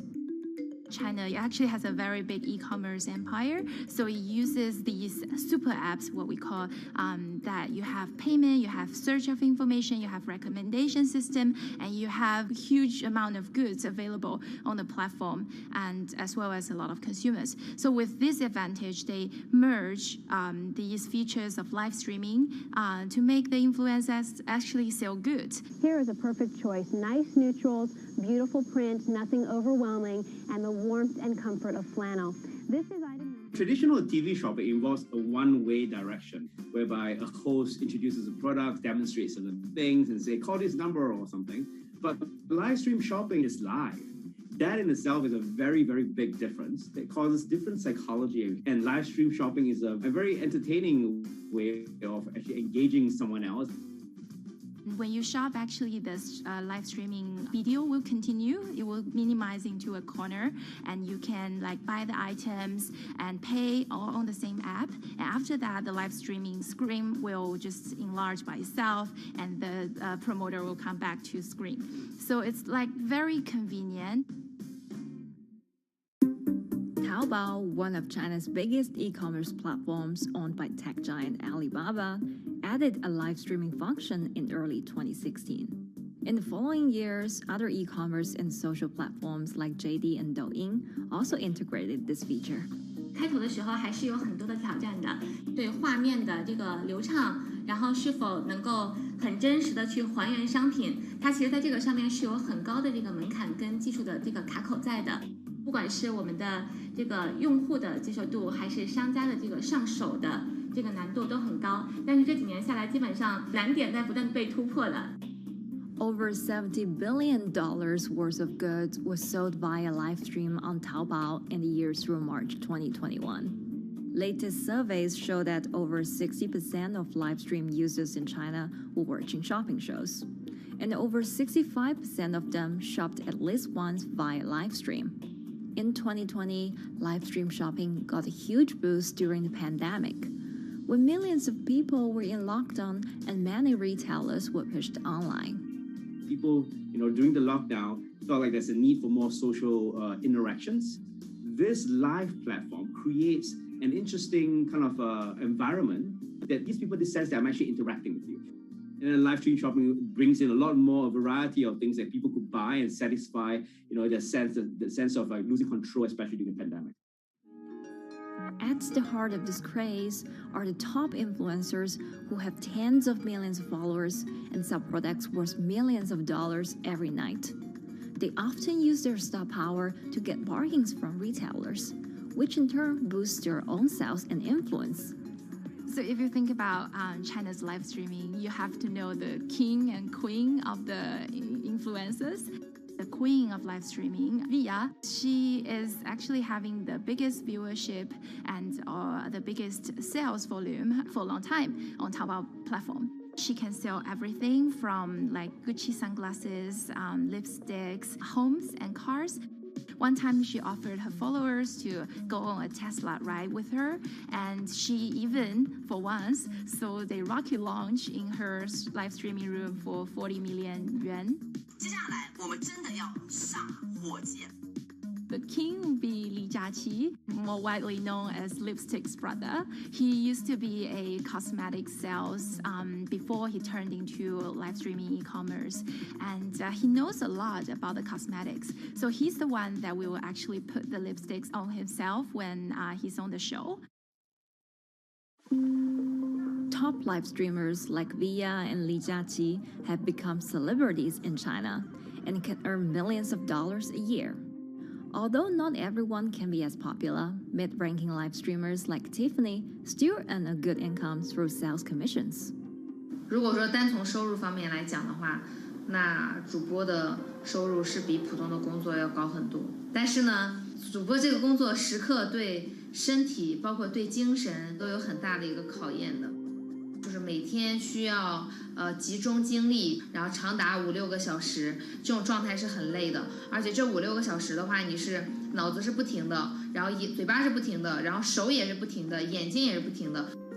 像我们做主播，不是说单一的只做直播一件事情，然后还会有选品的一些工作，然后还会有一些其他的事情排在里面，其实是没有个人生活的。那我觉得增强粉丝影响力的话，不是说某一件事情。可能今天做了什么事情你就增大了影响力，而是每天不断的内容的输出，粉丝不断的可能对你的了解，慢慢的信任你。没有芝麻酱的味道，如果吃不习惯的话就慎买。A lot of successful live streamers are generally very good at communication. They're very good at articulating very simply what a product does, what a product doesn't do. In order for them to sell, they need to be trustworthy and appear trustworthy, and they need to, show in some ways that they're authentic, right? So for Via and Li Jiaqi, they are able to articulate that quite a bit through their body language, through what they say. For example, Li Jiaqi will also sometimes say bad things about certain products because to him that's his honest opinion, and sometimes people want to hear that. And so they seem very credible, they seem very trustworthy, and don't forget, they're also very entertaining and very interesting. If you're familiar with Li Jiaqi, he won a Guinness record for like the most lipstick applications to models in like 30 seconds. So if you're able to create a lot of buzz with interesting things that you do, people who may not want to buy lipsticks will also stream in just to watch what he does. And then from there, you might get hooked. 这就是一般女生出门的时候涂的口红的颜色。 Live streamers also use sales techniques such as limited time or supply. This sense of scarcity can often encourage viewers to buy. The platform in itself creates and enhances some of these things because you see it live. Something we call social proof has taken over, meaning that, hey, other people are interested, other people are joining in, other people want the same product. And they add it in the chat and they ask questions and they say, oh, I want this too. What happens then? It makes the whole product even more scarce. But it's not just influencers. Local farmers, luxury brands, even mutual funds have also started their own live stream shows. Working with very top-tier live streamers can be risky. It's not necessary that the benefits will end up with the brand. So we see company executives opening their own shows. And we see like P&G have their own sales room, which runs shows every day as well. We also have like local governors in like small towns to sell their agricultural products. So the live streaming is definitely transformed the way product owners can think about how to reach their consumers. And it enables a lot of players to actually sell. Live stream shopping is going global. Merchants in Southeast Asia have embraced this trend. And in the West, Amazon has upgraded its live streaming function, adding interactive features like chat rooms. Companies, including Google and Facebook, are also developing and investing in technologies to integrate video and e-commerce. 直播电商它其实已经开始成为主流，它未来的发展空间跟潜力都是巨大的。接下来大家会越来越依赖这种购物方式，会变成一个比较日常化、比较规范化的这么一个趋势。If you look at the numbers alone, their numbers alone, Li Jiaqi's numbers or Via's numbers, you know that they can sell and you know that they can generate revenue. Are they able to sustain it over a long period of time? It depends on how innovative they are at changing some of the things that they do. But you can't expect consumers one day turn into virtual shopping for good. There will be the nature of us that crave to go into the store, to touch the goods and actually wear it and see how it looks like and walk around in that with our friends. And those things wouldn't be replaceable with live streaming.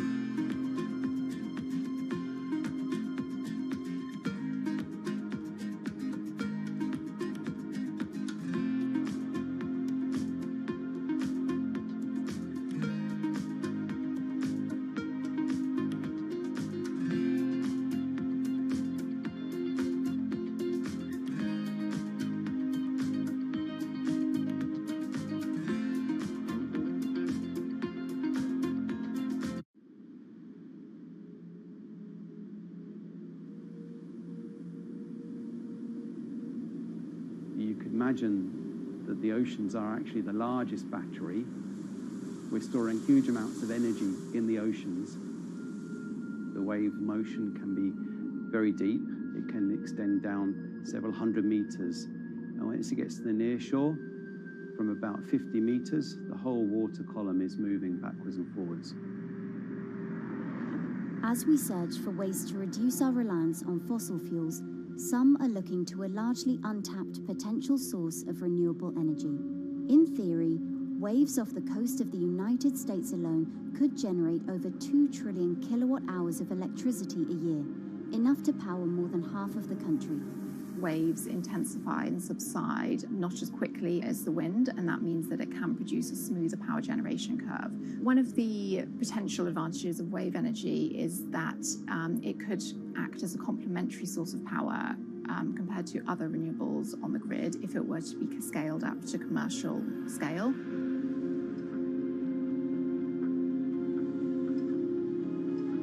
For decades, engineers have been trying to convert wave energy into electricity, but a host of technological and financial challenges have complicated their efforts. In the years from around 2006 to 2015, there were a spate of bankruptcies in the sector, and this was largely because of a lack of kind of continuous proven projects out at sea with reliable electricity generation.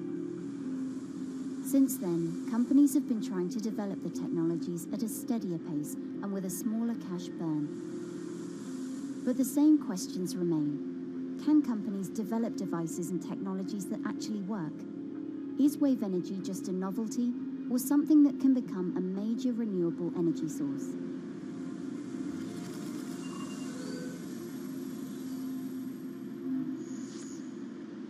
The sea is a very challenging environment within which to operate a power project. So seawater is corrosive and conditions are very rough. So this means that power projects don't have a very long lifetime, and it increases operating and maintenance costs. Partly because of that, many early wave energy projects hit rough waters, such as the Palamas Wave Energy Converter in Portugal and the Isla Limpet project in Scotland. But that hasn't stopped others from trying.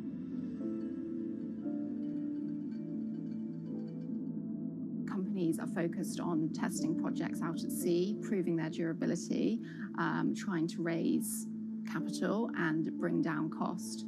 The sector hasn't really converged around one single technology design, and companies are kind of undecided about which design works best.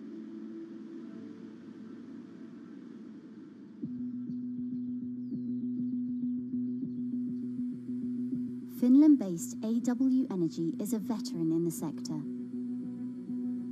The first proof of concept of the company's device was made in the 90s after diver Rauno Koivusari observed the strong back-and-forth movement of a hatch cover in a shipwreck in the Baltic Sea.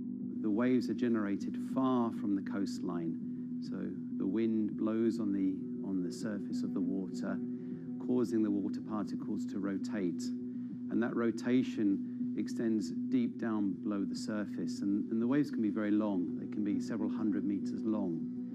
And as they come into the near shore, this rotational energy turns into an elliptical energy, and eventually backwards and forwards, as you probably noticed if you've been swimming on the seashore in large waves, you're pulled in and out. That's the energy that we're extracting. But there's a sweet spot where we deploy, so around 10 to 15 meters of water depth. That's where there's still strong wave energy coming in. After years of research, prototyping and testing, the company has deployed Wave Roller, a 350 kilowatt device in the waters of Portugal. Wave Roller has an 18-meter wide and 10-meter high steel panel fixed to the seabed via a floatable foundation. The panel moves back and forth with the waves, capturing the energy. It's submerged in the depth of 15 meters, so it's protected from the extreme waves. We generate electricity by capturing the movement with hydraulic circuitry in a machine room underneath the surface. That hydraulic energy we turn to electricity with hydraulic accumulators and hydraulic motors, and also a generator. The Wave Roller has survived large waves at sea for over a year and delivered electricity via an underwater cable to the grid in Portugal. Meanwhile, the company has won a €2.5 million grant to work on an upgraded version of the Wave Roller, aiming to increase the electricity generation capacity to 1 megawatt. The upscaled device would have a bigger panel, 2 power takeoff units, and improved software to control the energy production. We have taken into use a wave prediction algorithm that kind of tells us what kind of waves are coming into our device. That gives us few seconds to prepare for capturing more energy, and the difference in that is significant. Our future plans are to deliver technology around the world. So I'm hoping we can be working on delivering technology to projects in Asia and also in the American continent as well.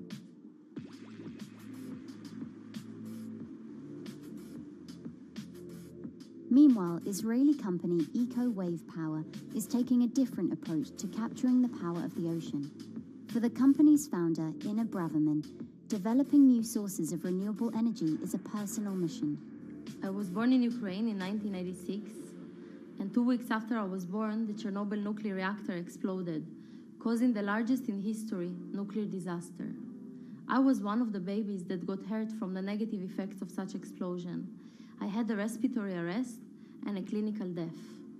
Luckily, my mother, a nurse, approached my crib on time and gave me a mouth-to-mouth resuscitation, which saved my life.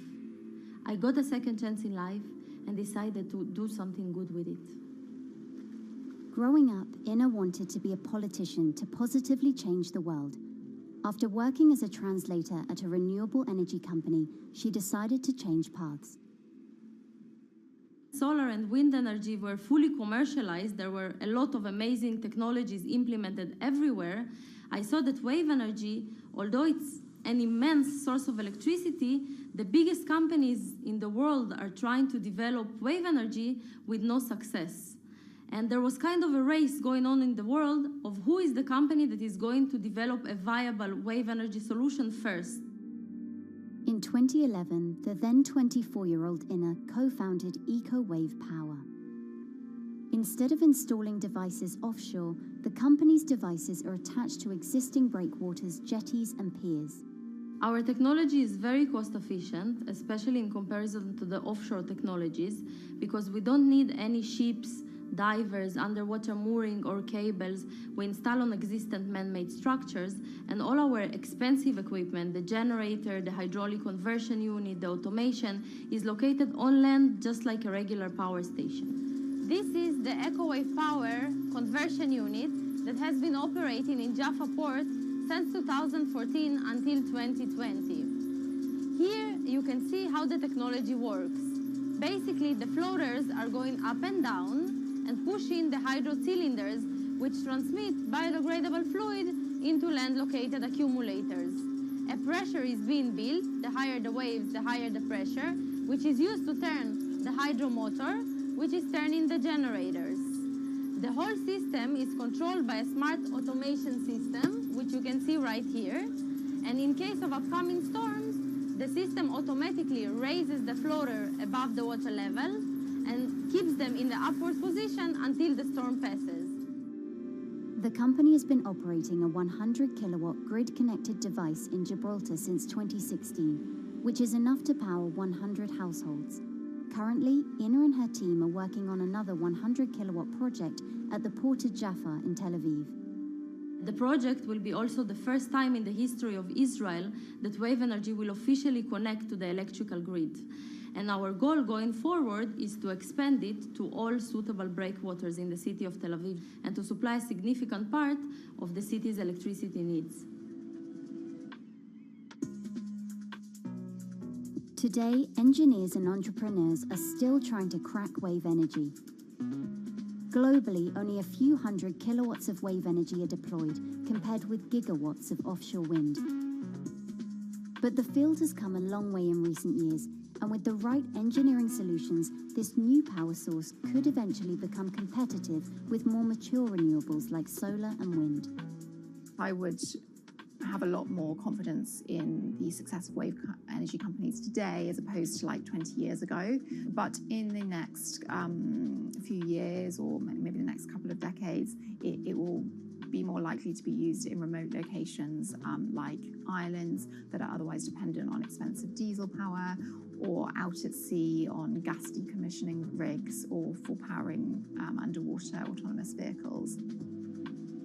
So definitely, wave energy can compete with other renewable energy sources, but I personally believe that this is not a competition. In order to have a 100% renewable energy friendly world, we need all renewable energy sources to work together.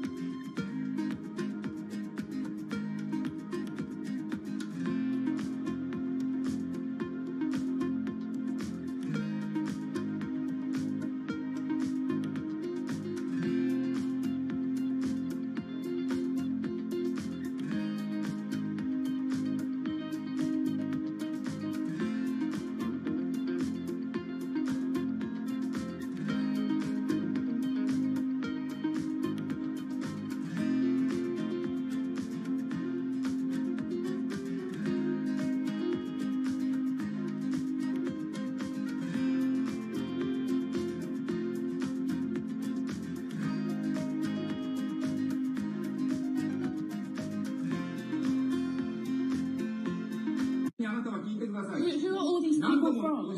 Who are all these people from?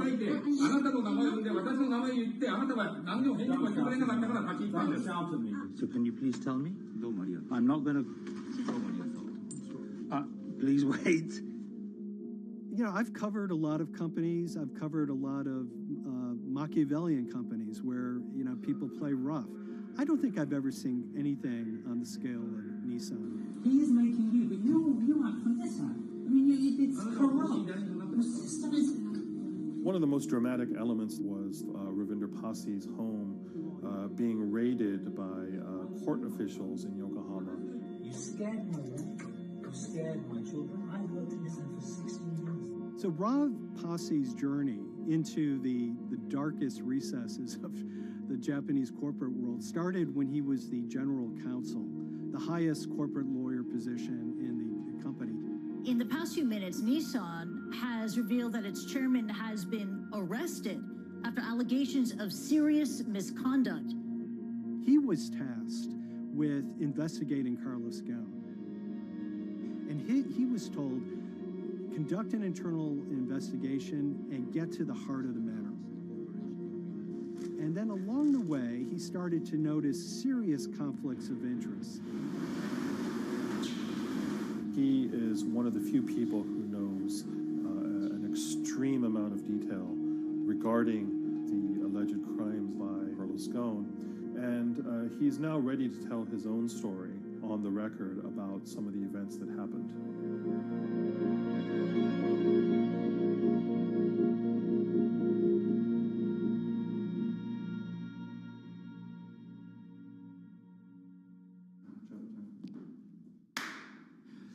My name is Ravinder Passy. I'm the former Global General Counsel of Nissan Motor Co. Limited. And you could say, yes, I had a front row seat in terms of what was going on. When Carlos Ghosn saved Nissan years ago, he was depicted in Japanese comic books as this hero, and now maybe we'll see comic books where he's the villain. In corporate Japan, Nissan was quite an unusual company. It was led for 2 decades by a non-Japanese executive. Well, Carlos Ghosn was a hero in the Japanese business world. If you had a global business celebrity in Japan and worldwide, it was definitely Carlos Ghosn. In a country with few foreigners at the top, he stood out. But over the years, he saved Nissan from bankruptcy, allied with Renault and Mitsubishi, and turned the alliance into one of the most competitive in the world. Yet as the years went on, I think his ambitions changed a little bit. He started thinking about legacy plays, and one of them was to really tighten the alliance between Renault and Japan. And unbeknownst to him, there was a contingent of senior Nissan executives that were really felt threatened by that move. They really thought that they would lose complete control of the car company, and even in the government, there was probably a little bit of anxiety about a national champion in the auto industry falling under full-blown foreign control. Carlos Ghosn was an auto industry leader, respected by many in Japan. Now he's in jail. The arrest of Carlos Ghosn came completely out of the blue. This was in November of 2018. He was coming to Japan on Nissan's corporate jet for a regular executive meeting, and he was met on the tarmac by Japanese authorities who whisked him away to jail and charged him with financial misconduct crimes. So what happened was a power struggle ensued inside the company, and somewhere along the way, it was criminalized. By that I mean that there were allegations leveled at Carlos Ghosn about the way he reported his pay to Japanese authorities, the way he handled money inside the company, that in other contexts might have been a board action, might have been handled internally. A number of executives at Nissan decided to take this difference and take it over to the Tokyo prosecutor's office, and that unleashed a chain of events that would shake the entire auto industry. So after Carlos Ghosn was arrested, Nissan launched an internal investigation into the events that led up to his arrest. So Rav Passy was tasked with investigating Carlos Ghosn, and he was told, get to the heart of the matter, find out what Carlos Ghosn did wrong and bring it to our shareholders. It's really complicated because you had various things coming out of the weeds. 2018 investigation has started, and we become aware of matters in terms of conflicts, actions by certain individuals that cause some concern because things might not quite be what they seem. So in our story, we really took a close look at Harinada and his role in Carlos Ghosn's downfall. Harinada is one of the most fascinating figures inside Nissan. He's also a lawyer. He's originally Malaysian. Hello, Mr. Hadi. And he had a meteoric rise through the company and became very, very close to Carlos Ghosn and other top figures. He had a front row seat at all the major strategic deliberations at the company. And when he discovered that Carlos Ghosn, as his final legacy play, was going to tighten the relationship between Renault and Nissan, he made a decision to go against Carlos Ghosn. And he became one of the key figures that decided that Carlos Ghosn had to go.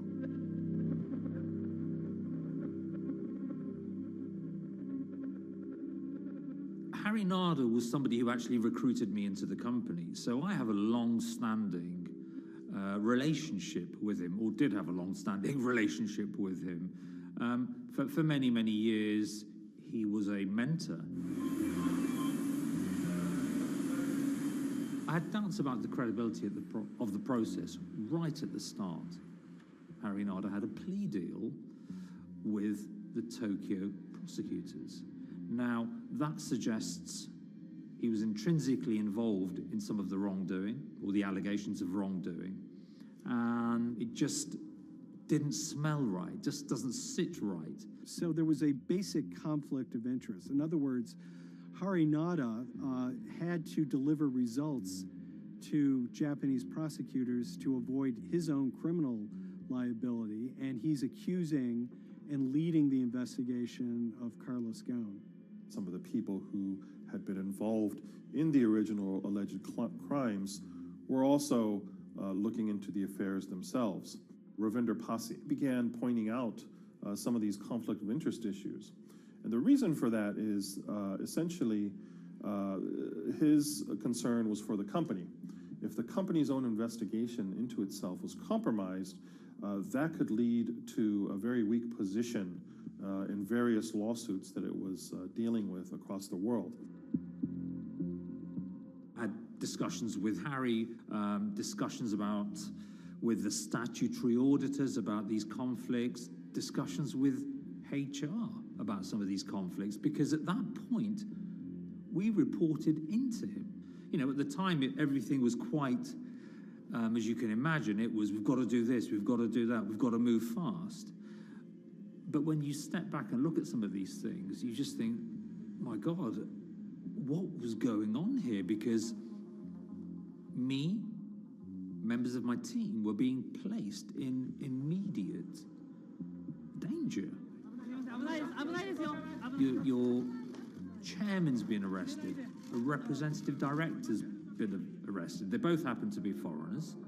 And then now what we need to do, we're being instructed to do, is certain compliance professionals need to go into properties in Brazil, for example, and retrieve evidence. They've got to do it very carefully, because if they don't do it carefully, they're going to get convicted of criminal activities. And likewise, when a team of lawyers were commissioned to go to Lebanon, I mean, one of my immediate concerns was, why are lawyers from Nissan being sent to go to Lebanon to retrieve evidence? These are just lawyers, they're corporate lawyers from Nissan.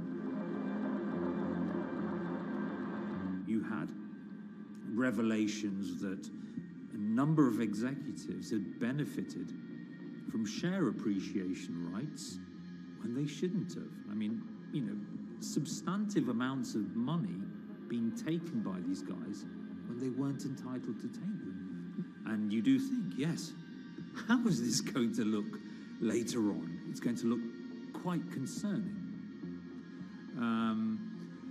So that triggered, for me, the sort of assessment that, well, I'm going to have to do something, because up until this point, I haven't put down on paper these conflicts and these issues.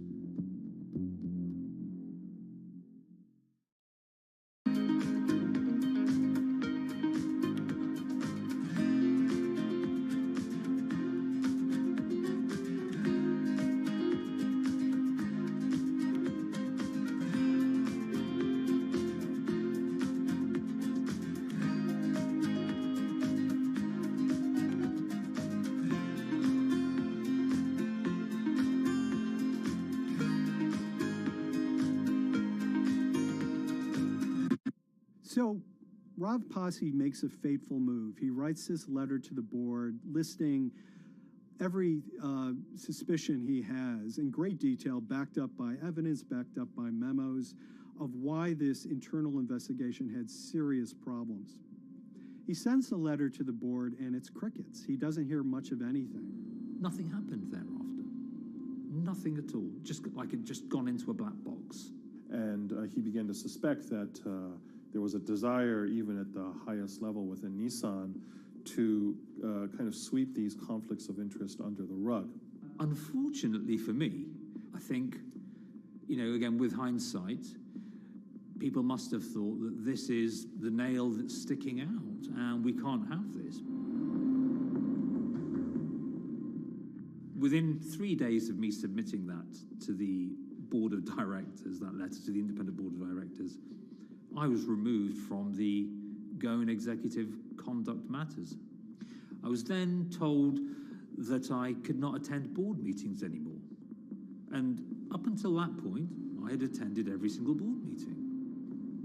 I was then also told that after 8 years of being in Japan, I'd be going back to the UK. It eventually transpired that I'd be the VP of Projects and Transformation, managing a team of 3. So you can imagine what this feels like at this stage. Almost an arbitrary removal from Japan, where I've lived for 8 years, had 3 children there, my family has grown up, and we've been settled there, having a few months earlier been promoted to vice president at a global level, to being almost demoted. So Pasi was essentially being reassigned to get him as far away from the internal investigation as possible, and also to a certain extent in retaliation to some of the issues that he brought up regarding the internal investigation and Harinada. What happened to Rav Pasi can be seen as a series of corporate humiliations. I mean, first of all, his immediate responsibilities were taken away from him. Eventually, he lost, the coveted general counsel title. But it didn't stop there. Toward the end of his stay in Japan, Rav and his wife were convinced that they were being followed. During that period, I'd noticed that whilst driving my car, I'd have other cars following me.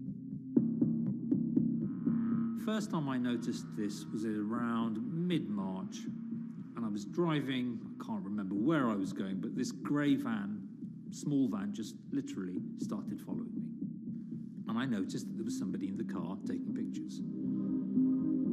And lo and behold, we were absolutely being followed either by people on foot or other individuals, 2 or 3, normally 2 burly men in a car, different cars at different times, following us around. They were following the family as well. And, given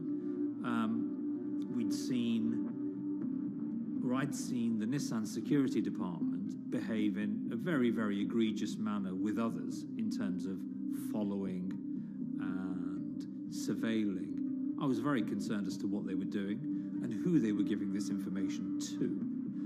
Because if they're giving this information to the authorities, you do think, why? What's going on here? I mean, this is just not normal behavior.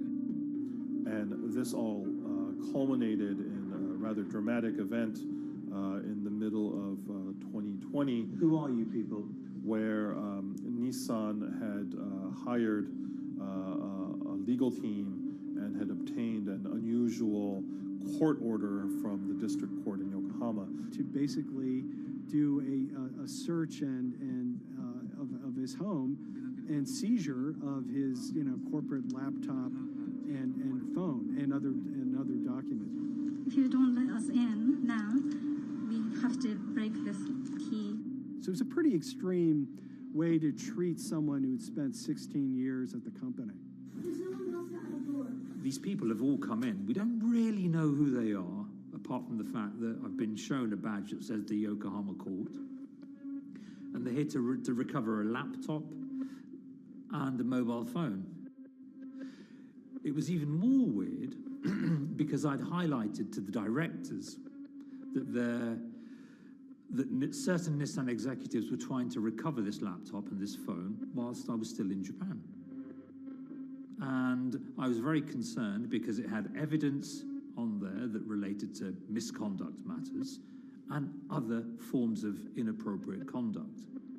It was just another form of intimidation, another form of harassment, forcing me almost to leave the company and the country.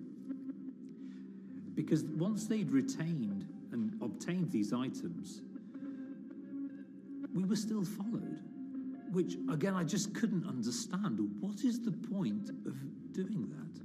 You know, this isn't a car company. This is not the KGB.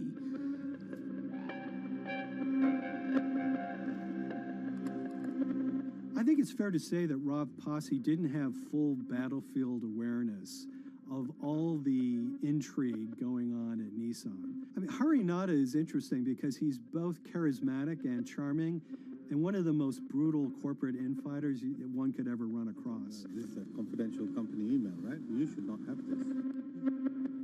If he had fallen into line, he would probably still have his job at Nissan, be paid very well, and continued his work.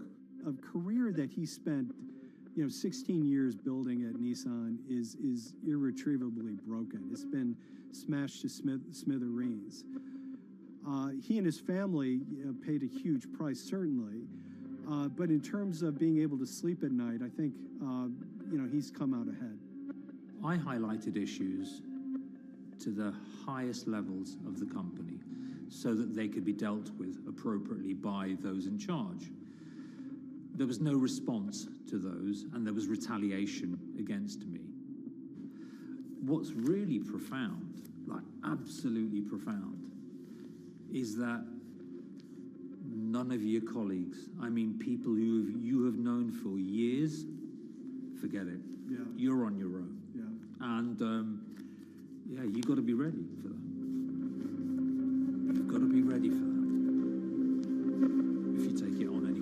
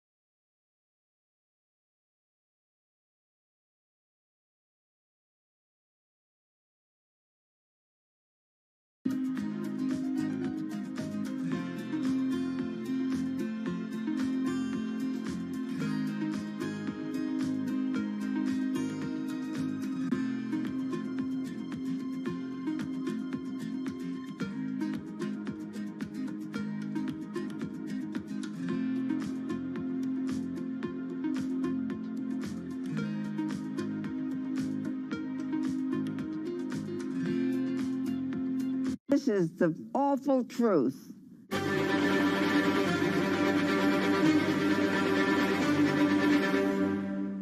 There's always someone in the family that's pushing it.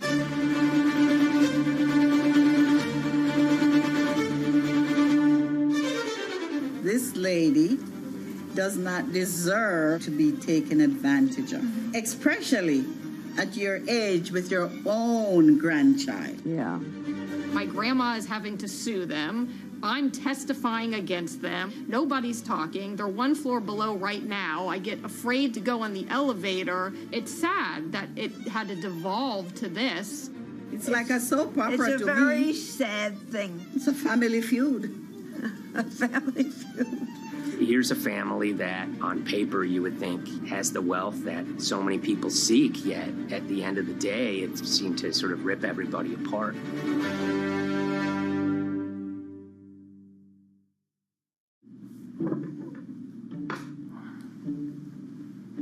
My name's Tom Schoenberg. I'm a senior reporter here at Bloomberg News, cover financial enforcement. I was approached by someone close to the Schottenstein family and asked whether or not I would be interested in writing about Beverly Schottenstein and this case that she had against JP Morgan. And it was immediately clear that there was a great story here to be told. So I started just, assembling all sorts of documents that the family made available to me. That included a diary that Beverly had begun writing when she started having suspicions about what was actually going on with her money. Beverly obtained her wealth from the Schottenstein kind of retail empire that has at times included Big Lots, Value City, American Eagle Outfitters, DSW Shoes. Beverly's husband died, and at which point they sold off their portion of the company, bringing them an enormous amount of wealth at around 1990. Estimates of her wealth were around $90 million. She, for many years, had that pool of money being managed by outside advisors. Her grandsons in the late 2000s had both graduated and were becoming financial advisors. She gave them a little bit to work with, and over time, her grandson, Evan, became the trustee of her entire estate. Managing sort of family money is not a conflict. In fact, some ways in wealth management, it's kind of how you get your start. It's kind of the seed that you need to sort of get going in the business. But Beverly started having suspicions that something was wrong probably in around 2016. Well, there were suspicious things, but taken separately without everyone talking about their own experiences, it was hard to really put it together. She had written a check to her caretaker, Dawn, that bounced. So she went down to her local Chase branch to sort of find out what was going on. She wasn't getting paper statements in the mail, so she asked them to print out a number of her statements having to do with her checking account and her credit card account. So we went to the bank and asked for the statements.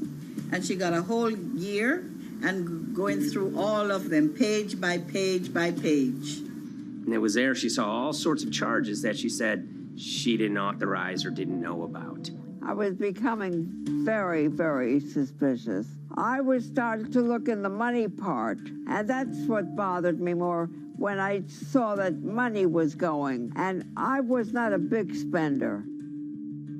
Around the same time, Dawn, she starts noticing Beverly's son, who lived in the condominium below her, came up with Evan with a shredder and started grabbing papers in her office area, including some with JP Morgan letterhead, and just started sitting at the kitchen table just shredding documents over and over. Yeah, they came in one morning. They used to do it in the back. Through the back door, and they brought the shredder inside. And then they went in the drawers in the office and took out all the papers, and they started doing it. I was very suspicious because I know you don't go around and destroying papers. Beverly said that they had done this. Dawn, I'm going to write my feelings in this black book. Diary. And it's a diary, and she started writing. Each day she would write a little at a time. Around the holidays of 2018, a package had arrived, a FedEx package, and in it were materials about a venture capital fund based out of the Cayman Islands. Dawn and some other family members take a look at this, and they see that Beverly is signed up for this fund to the tune of $5 million over the course of several years. And that was really the beginning of it. That was sort of the tip of the iceberg when it became obvious that something was going on, that my grandmother really wasn't aware of this fund. Beverly started to panic. She got really upset and called JP Morgan's headquarters in New York and asked for Jamie Dimon. She said she was told someone would call her back, but she says that never happened. She wrote a letter to Evan and Avi, and in there she laid out a number of things that were concerning her: unauthorized trading, the checking account. She had about $1 million worth of jewelry in a safe deposit box, and that her son Bobby had the key to that box, and that jewelry had gone missing. All this was kind of packaged in this 5-page handwritten amendment to a will and trust. There's such an evolving narrative about why the jewelry was taken. The only truth we really know is that the jewelry is gone. But why it happened, there have been a lot of different stories. You just don't take your mother's wonderful things and hand it out. And they emailed that note to JP Morgan to seize all activity on her account. And it ended up setting off a firestorm after that. As soon as they got this email that there was a cease and desist and that she wanted to send her money and change brokerage firms, they were actually vacationing one floor below downstairs. They're there right now. The next day, Beverly's in her place, the granddaughter's still in her place visiting. Dawn is there, and up comes Bobby kind of barging through the door. And he's screaming about what was sent to the JP Morgan. They're now investigating them. And he's furious, takes his mother and sort of puts her into a chair, gets pen and paper, and she says physically forced her to write a retraction letter. They were pushing me around. It was a scary time. I was really afraid too. I had to take her to the doctor, and she did an x-ray because she was in so much pain. The locks had to be changed. The phone number had to be changed. I really thought we were going to have to hire guards to be outside just for protection. Oh, it was terrible. Horrible scene. Beverly brought her case before the Financial Industry Regulatory Authorities, usually known as FINRA. It took several months of hearings. She sees all sorts of transactions that's going on, hundreds of them that she claims that she never knew about, never authorized, but yet were logged in JP Morgan's files as having been direct requests from her. That included the sale of a large amount of Apple stock worth several $1 million, as well as all her stock in Big Lots. Over the course of their time with JP Morgan, Evan and Avi were making all sorts of trading on her account that was generating millions of dollars in commissions for themselves and the bank, yet she was not sort of getting any of the type of gains that you would expect sort of an $80 million account in a bullish market to be able to get. They issued a ruling entirely in her favor, finding that her grandsons, as well as JP Morgan, they were liable for violating their fiduciary duty, misrepresenting themselves, and they also found that the bank and her grandson, Evan, were liable for elder abuse.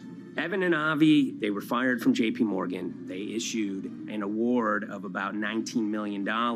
I reached out for comment, and JP Morgan emphasized that Evan and Avi were no longer with the firm and that their actions do not represent the sort of values of the bank. I reached out to Evan and Avi, heard back from their lawyer saying that, they disagree with the law and the facts that FINRA kind of used to decide the case against them and are seeing if they can have it withdrawn. Her son, Bobby, wrote her a letter, said his sons weren't criminals, and he also admits to taking her jewelry. And he says he needed it to pay off some bad business debts he had. They never once came up to say, I'm sorry. If there had been an apology and some acceptance, and asking for forgiveness from my grandmother, I don't think we'd be in the position that we are now. Since the piece came out, we've received dozens of messages from people, many of whom are telling their own sort of personal tales of, kind of financial advisors gone bad, or family members who got control of an estate and abused, those within. Seems that it's really resonated with a lot of people. I keep, hearing a lot of feedback about Beverly and how, a lot of people feel she did the right thing. You're never too old to stand up for yourself and try to right an injustice. She was adamant that she wanted to stand up for herself, but at the end of the day, they did wrong. It's a painful life lesson. You know, Beverly taught them that you don't mess with grandma.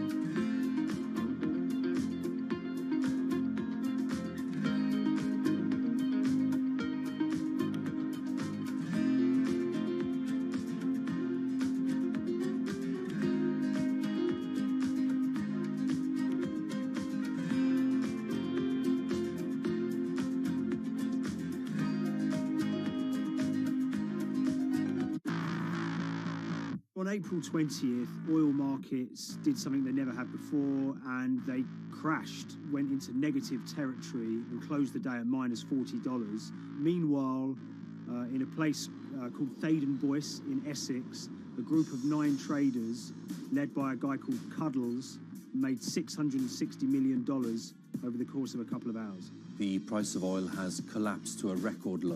We've never really seen anything like it. WTI this morning down more than 35%. People maybe wouldn't have been so surprised if the oil price had fallen to zero, but the oil price went to minus 38. It went far lower than anyone had expected. And so lots of people in the market were saying, well, hang on, something else is going on here.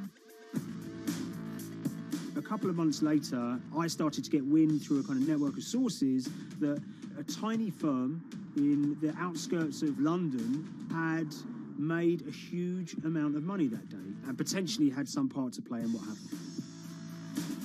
The information we got was that 9 traders at Vega Capital London had made in the region of $660 million in one day. As a group, I think they made as much money in one day as Apple makes from its international sales in one day. I mean, it's an insane sum of money. Did they pull off a fantastic trade? Did they predict the way the market was moving and get it absolutely right? Or was there something else going on, and had they actually done something that breached market rules in a bid to sort of push the market? And that investigation is ongoing.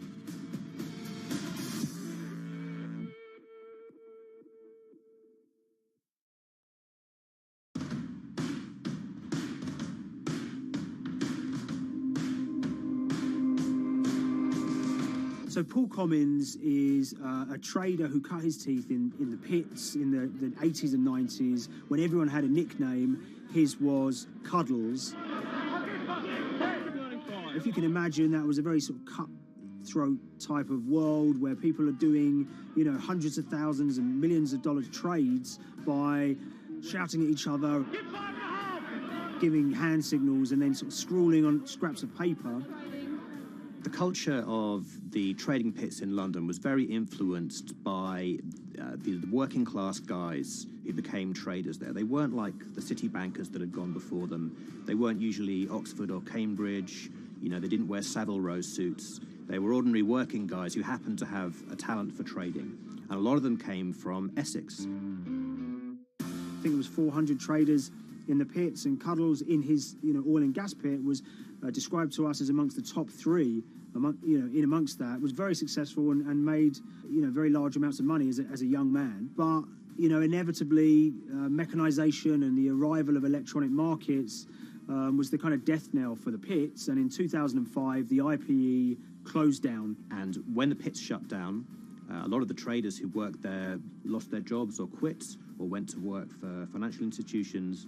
But Paul Commins decided to start his own trading collective out in Essex. Some of them are ex-pit guys, cut from the same cloth as him.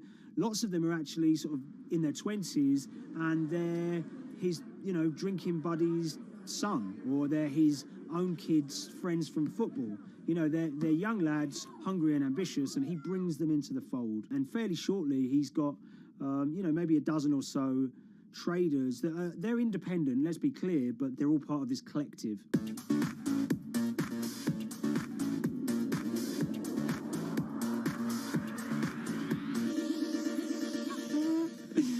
Yeah, I'll let Liam deal with Essex.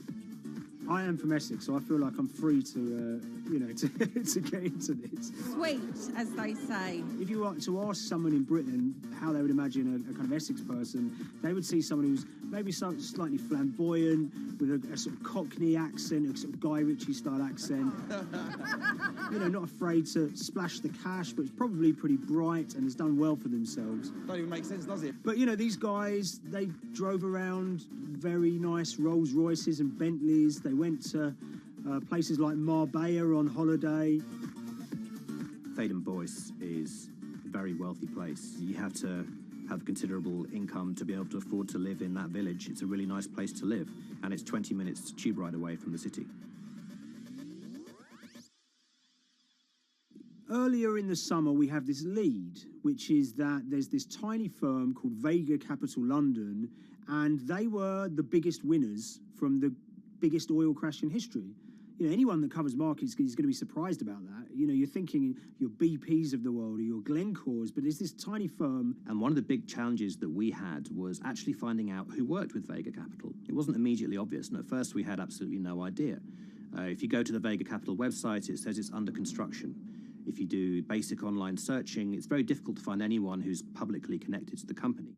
So inevitably, we're incredibly curious at this point. Like, who the hell are these people? The more reporting we did, the more it became clear that this group were connected socially as well as professionally. They went to weddings together, they played golf together, they would go on holiday together. We found out that a number of them were members of the West Ham Supporters Club in London. A few of them started companies together, so you could see all the connections between them and start to see a distinct group emerging. And it really just was this kind of shock that, this wasn't just like a hedge fund or a firm you'd never heard of. This was actually a group of buddies who all had the same experience on this day and had all made a huge amount of money.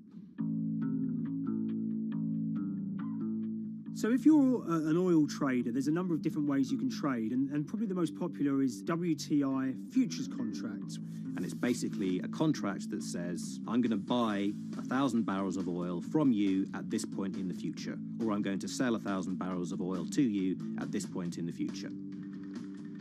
It's actually just a financial contract to gamble on to predict whether oil is going to go up or down. On the 20th of April in Essex, there had been signals for a while that this was going to be an exceptional day in oil markets. And we know that some of them arose early and started their trading in the early hours of the morning while it was still dark outside.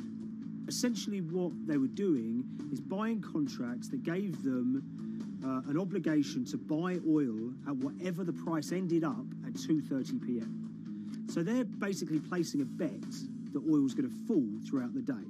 But they're simultaneously selling lots of oil as well. And whether they make a profit and how much profit they make is the difference between what they buy the oil for and what they sell the oil for. Now, of course, we now know throughout April 20th, the price dropped and dropped. So this is going very well for them. They are committed to selling oil at these prices, and the prices are continuing to fall, which means they're going to be able to offset it and buy oil at cheaper at the end of the day. Now, once it gets to kind of 1:30, 2 p.m., that's when things start to get really interesting. Suddenly there's a kind of influx of buyers and sellers, as desperation increases in the market and trading volumes go up. Now at 2:08 p.m. exactly, something bizarre and unprecedented happened, which is that oil passes into negative territory.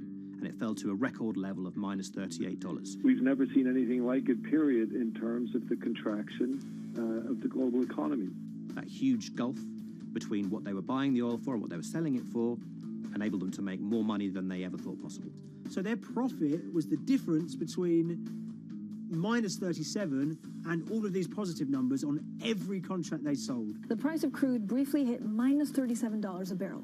For one group of traders operating from a small office, it was a very, very profitable day. It's important to remember this had never happened before in the history of oil trading. No one could have predicted it. I can't think of another example of where you enter a trade and you get paid on both sides. You get paid both to sell and to buy. It's unthinkable. One thing we know about the Cuddles Trading Arcade is that they were very comfortable taking large risks. And, you have to be clear, this was a large risk. Yeah, we spoke to oil traders, both people that know these guys and people that don't, and they all say that this is, incredibly risky. And that's actually what stops a lot of oil traders doing trading like this. They simply aren't willing to stomach the risk. But Cuddles and his friends were. So when the kind of final calculations came down, the group of the 9 most profitable traders made $660 million or thereabouts between them. I mean, if you can imagine, I think 3 or 4 of them made in excess of 100 million each. One of the astonishing things about this trade is that 2 of the individuals who made more than $100 million in a single day were in their 20s. One of them was 22 years old. Only a few years earlier, he'd been posting on his social media about doing teenage stuff with his mates in town and going to see girls and rap music. And here he is a few years later making $100 million in a single day's trading. When me and Liam discovered that, we couldn't believe it. We couldn't believe what we were seeing.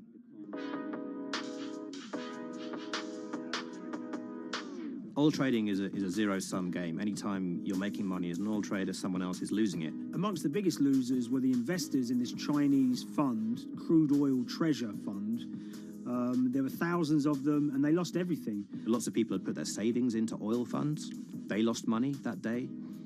Big banks and brokers who sort of stand in the middle of trading parties, they lost money that day. And another interesting thing is that oil-producing countries like Kuwait or Canada, they sell oil as an average of the WTI closing price over the preceding month.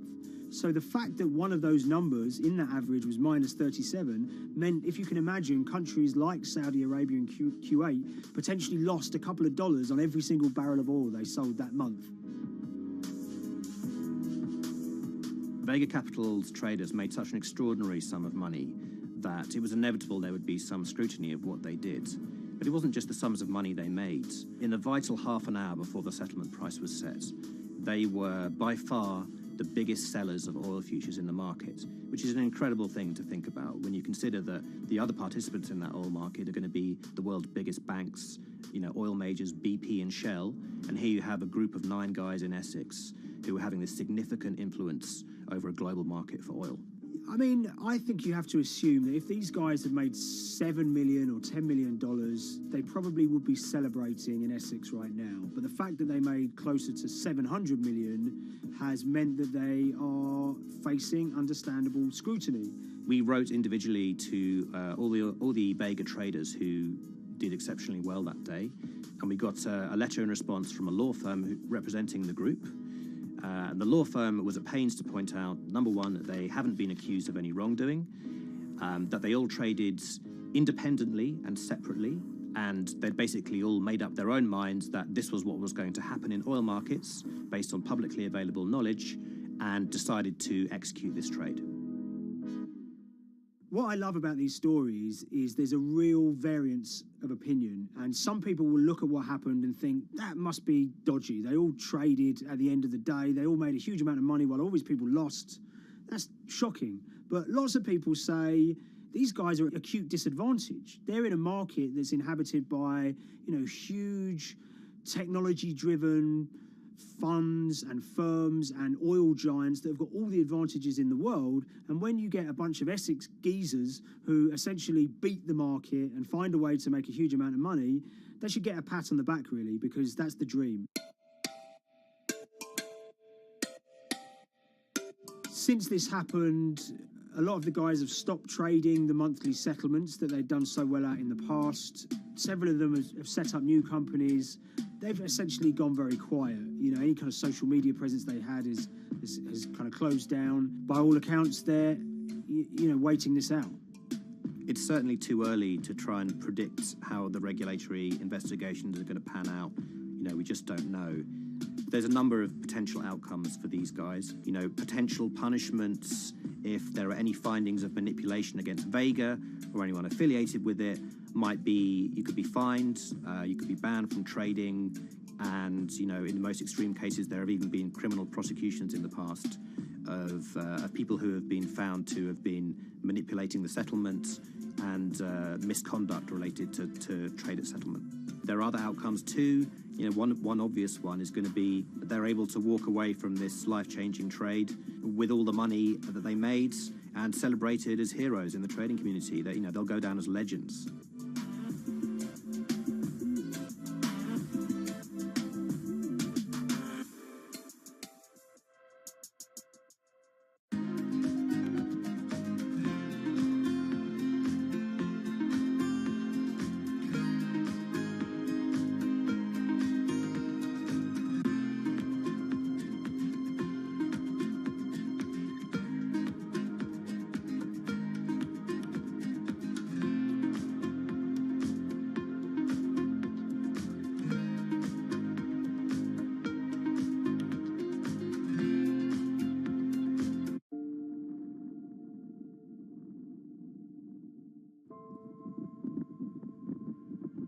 It's very important, given the nature of the climate crisis right now, for the general public to have an understanding of what progress is or is not actually happening.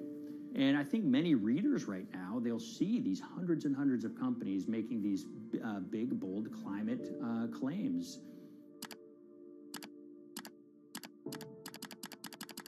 And they would be forgiven to think that, we're well on our way to meeting the emission reduction trajectory we need to be on. And the reality of the matter is we're just not on that trajectory. And a key reason for this sort of disconnect is the use of offsets that aren't doing what they claim to be doing. We have a massive potential for sort of willful blindness. We can convince ourselves of things regardless of what the facts are. And so that's what tends to happen in these cases. It's not that anybody is setting out to commit climate fraud. They sort of walk themselves into a situation and they convince themselves of one thing, and that allows them to convince themselves of another thing. But at the end of the day, they're doing something that makes no sense at all.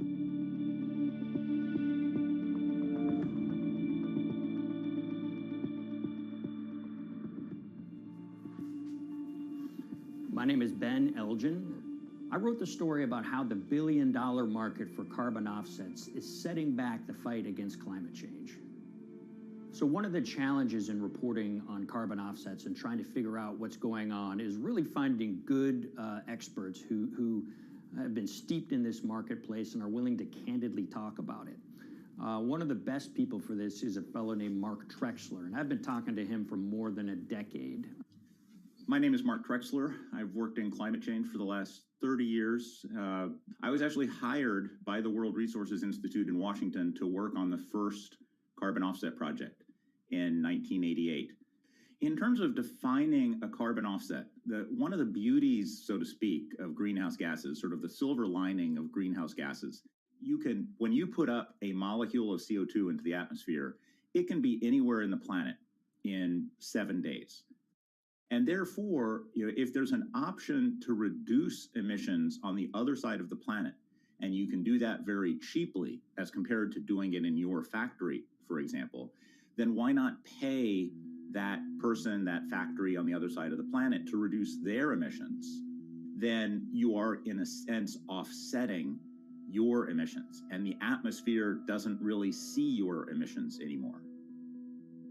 So carbon offsets have been around for quite some time, and they were actually key with these international climate agreements, such as the Kyoto Protocol, which mandated the wealthiest countries reduce their greenhouse gas emissions. The treaty was signed on the 11th of December, 1997. Decided.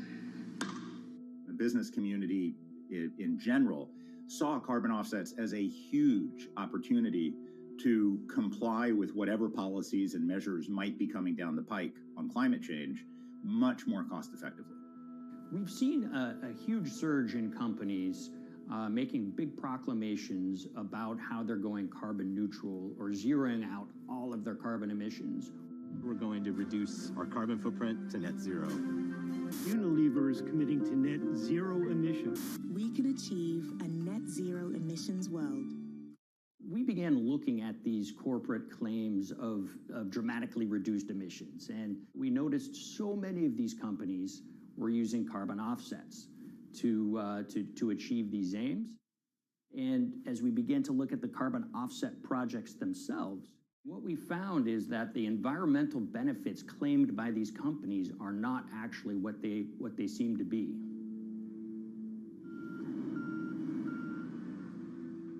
And as we sort of saw and spotted a number of these very aggressive carbon offset projects, which appeared to be generating inflated credits or bogus credits, we saw a number of them were associated with the Nature Conservancy. This surprised us. The Nature Conservancy is the world's biggest environmental group. They have about $1 billion a year in revenues, and they've been around for 7 decades. They've preserved about 125 million acres of land, and they've done so many good works over the years, and they've been very strong in terms of working with corporate partners. The Nature Conservancy has taken a different approach, a very pragmatic and pro-business approach. They will not go out and criticize a big polluter, but they're very happy to work with them. Some might say that, well, that's selling out, but others would say, and those at the Nature Conservancy would say, these companies have deep pockets. They can help fund important preservation work, and we have absolutely no problem working with them on this stuff. So companies are very warm, and they've partnered with the Nature Conservancy for many years. And yeah, it definitely lends a sheen of credibility to these projects. Here's 20 new reasons to visit Disney World this year. 1, 2, if you look at, for instance, Disney, that's a sprawling company with theme parks and cruise lines that burn up diesel fuel. They have office buildings and television studios that consume electricity. So these companies are trying to make major reductions in their carbon footprints, but it's very difficult to change these fundamental ways their businesses operate. So Disney has been a big buyer of carbon offsets that are orchestrated by the Nature Conservancy. One of the projects that they buy from is called Pennsylvania Ridges. And that's a plot of land. Most of the land is actually about a 3-hour drive outside of Philadelphia. Interestingly, this land, 3,000 of these acres, was actually acquired by the Nature Conservancy in the late 1990s. This land was imminently threatened. There was a pending logging contract on this land. So they do what they've done so well for all of these years, which is they go out, they raise money from local philanthropists, and they go buy this land to protect it from developers and loggers. And at the time, according to an archived version of the Nature Conservancy's website, when they were proudly announcing this deal, they said, these threats have been abated because of this acquisition by the Nature Conservancy. So it's really interesting now, fast forward 2 decades to earlier this year when they put forward this carbon project. And if you look through it, this land is a key part of that carbon project. And what they're now saying is this land is now, once again, imminently threatened. 72% of the trees are going to be cut within 5 years. Now, this is just astounding because this land is owned by the Nature Conservancy. They do not clear-cut land that they've bought through philanthropic donations. So this scenario that they've put forward to get carbon revenues is not really plausible. And what that means is when you have Disney coming in and buying these credits, when it eventually lowers its carbon footprint because of these credits, well, that won't be a credible or truthful claim by Disney.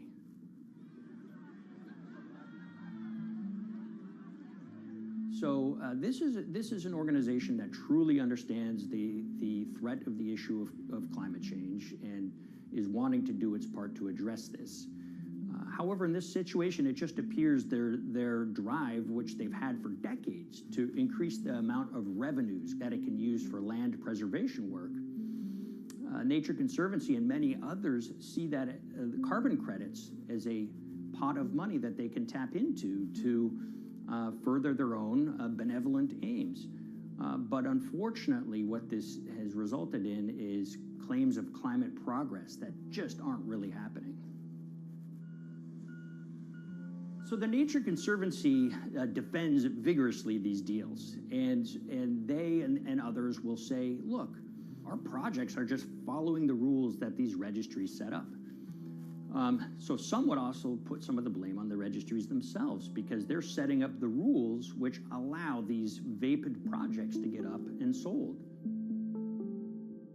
So we've reached out to all of the companies we mentioned in this story, including Disney. They didn't want to be interviewed for this story, but they all told us that, look, we have to rely on the experts out there, and those experts, they say, are these carbon registries that have been set up. Most of these Nature Conservancy deals are set up and sold on this exchange. It's called the American Carbon Registry.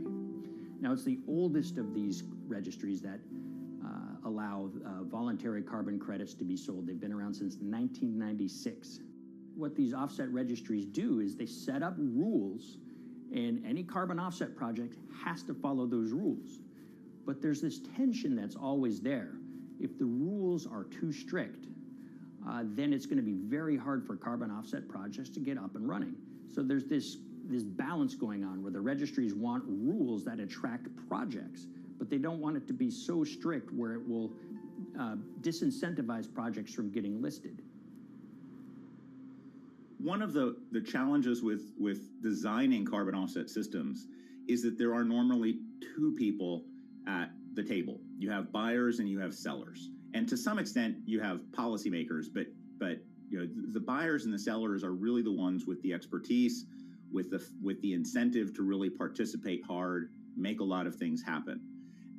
And the challenge there is that both of them sort of want the same thing, or they're both happy with the same thing. They're happy with low-cost offsets and a lot of them, because that works for their business model.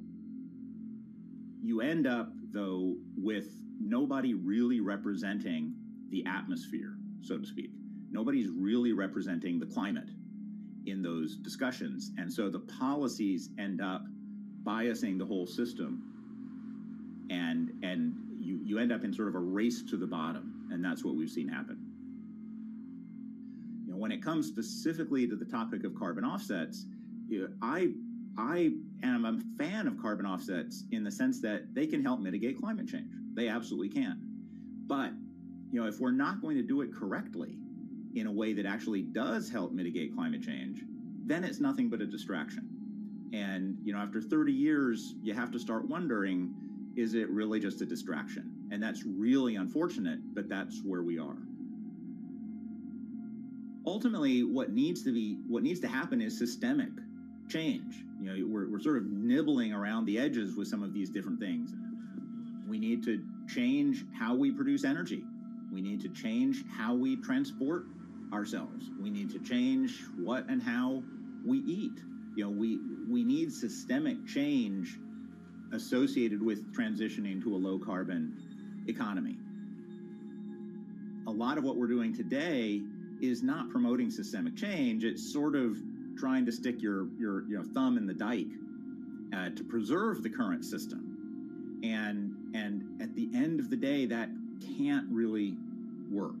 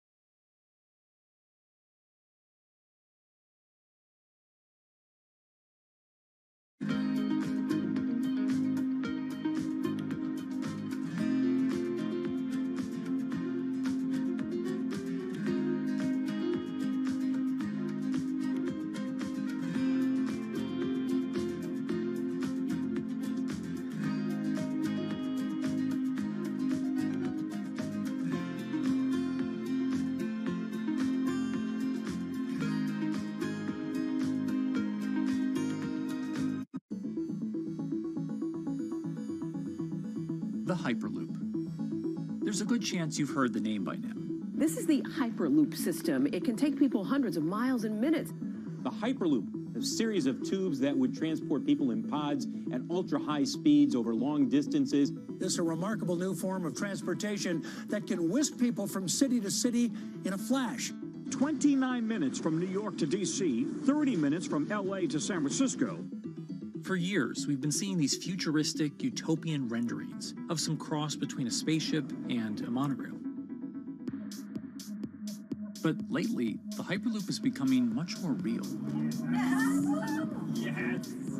It was surreal to be even sitting inside a Hyperloop, and just even more incredible to actually be like riding down a track in something that was nothing more than a crazy idea 6 years before. Companies all around the world have been developing and testing the technology needed to propel passengers at speeds of over 1,000 kilometers per hour. But for many, speed is only the first step to unlocking the full transformational effects of a new mode of transportation. Fast is what we just sort of take for granted in the Hyperloop world. It's the network effects that really deliver the benefit. And that opens up a completely different scale of economic opportunity.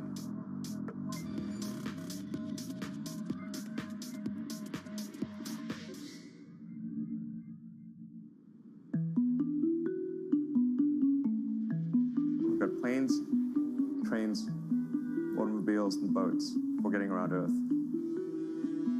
But what if there was a fifth mode? And I have a name for it, which is called the Hyperloop.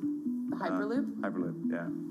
In 2013, while riding high on the growing success of Tesla and SpaceX, entrepreneur Elon Musk released a white paper outlining the basic framework of the technology he called Hyperloop. The basic idea goes a little something like this.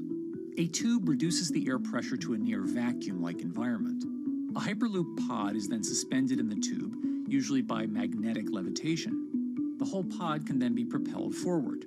Because there's no traditional friction sources like air resistance or rolling friction that would push back against the pod, the Hyperloop is able to move at incredibly high speeds and do so fairly efficiently. Despite its futuristic name, however, the general concept behind Hyperloop is actually pretty old. In fact, New York City's first attempt at an underground public transit system in the 1870s was based on a similar principle. The pneumatic transit system was short-lived, however, only stretching one block and topping out at a rather leisurely 10 miles per hour. While Elon would make some 21st century improvements to this concept and bestow a very 21st century name, he wouldn't end up pursuing the technology itself, instead electing to focus his efforts on something a little bit deeper, literally digging the requisite tunnels via his boring company. It would take another billionaire industrialist who dabbles in spaceflight. No, wait, not that one. Yeah, that's the one. After Richard Branson would make a large investment in the company Hyperloop One, it would be renamed to Virgin Hyperloop. What we've always been trying to do as a company is show that this technology could work, that it could be made safe, and that ultimately it's something that's happening in the next couple of years, not the next 20 years. Josh Geigel is the co-founder and CEO of Virgin Hyperloop. In a familiar tech startup story, he's seen the project go from a garage to a large-scale testing facility outside of Las Vegas. So we started building the first kind of Hyperloop system in 2016. We've done a lot of work, about 500 tests that we've done on that over the last 5 years. And what we realized that we need to do is take that technology, show that it can be commercial, so drive the cost down, improve the efficiency, improve the performance. But the key thing is, is actually making it approachable and safe for individuals. In order to do that, Josh, along with Virgin's head of passenger experience, Sarah Lucian, bravely volunteered to take the inaugural ride. What her and I were realizing is we're the first two people sitting in a Hyperloop. The only type of people that have gone through this environment are in spacesuits, and there we are in just normal clothes because of the system, the safety of what we've designed. 3, 2, 1, launch. And then once we started going, you felt a bit of acceleration. We accelerated a little bit harder than we would in commercial, be like a sports car. Yes!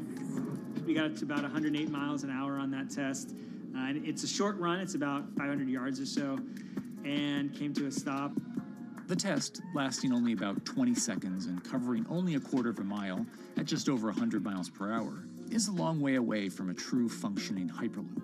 But as for optics, it's a crucial step for the future of funding.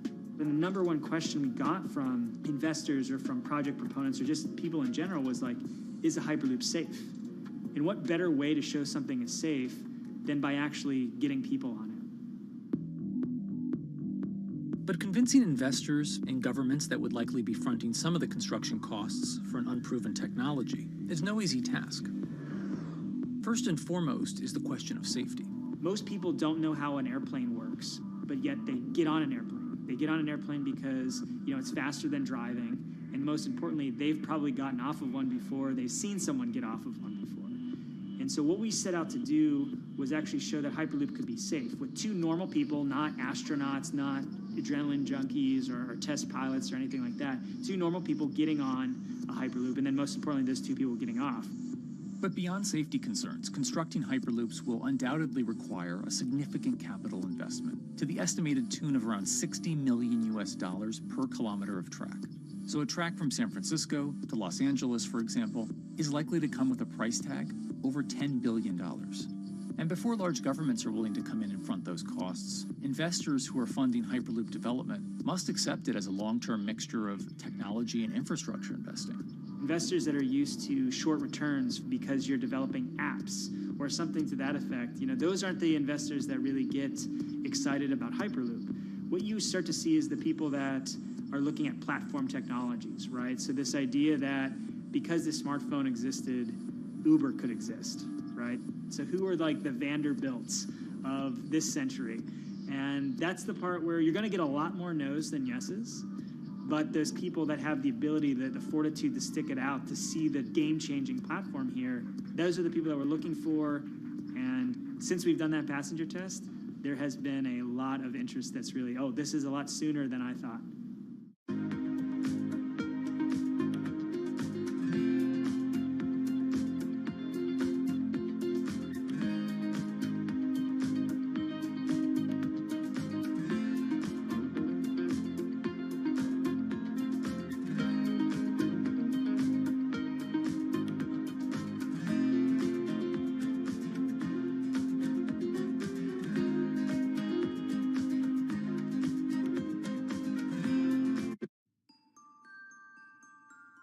Envisioning the ripple effects of what Hyperloop could achieve, though, is fairly challenging at this stage of development. It's fast, yes, but for point-to-point travel, traditional maglev trains can move pretty fast as well. And outside of China, South Korea, and Japan, even those haven't seen much adoption elsewhere due to the high costs and questionable profitability. The Shanghai line in China, for example, loses around $100 million every year. Hyperloop companies, however, believe they can offer something different than traditional railway lines. My name's Alan James, and as far as I know, I'm the only guy on the planet who's written a government-level business case for 300 kmh conventional high-speed rail, 500 kmh maglev, and 1,000 kmh Hyperloop. It's fundamentally about moving people from where they are to where they want to go, when they want to make those journeys, and doing it in much smaller numbers. So pod designs for Hyperloop range from 12 to 28 seats, typically. Why are they small? It's because small enables the network to operate flexibly. And a great example of that is the east-west strategic route across the north of England, from Liverpool to Manchester to Leeds. So to get from Liverpool via Manchester to Leeds by train is just short of 2 hours today. It'll probably take you 2 hours driving as well in average traffic conditions. Net result is those three city regions remain three separate entities: Liverpool, Manchester, Leeds. There's very little commuting traffic between those urban areas. Hyperloop absolutely changes that from the ground up. Liverpool to Manchester is a 5 or 6 minute journey. Manchester to Leeds is also a 5 or 6 minute journey. What that effectively does is create a single super city economy. In this vision, the Hyperloop acts a little more like a highway, where pods have fixed destinations and don't need to stop along the way. Meaning you can travel on a Hyperloop network from, say, Liverpool to Leeds, while the pod behind you travels from Liverpool to Manchester.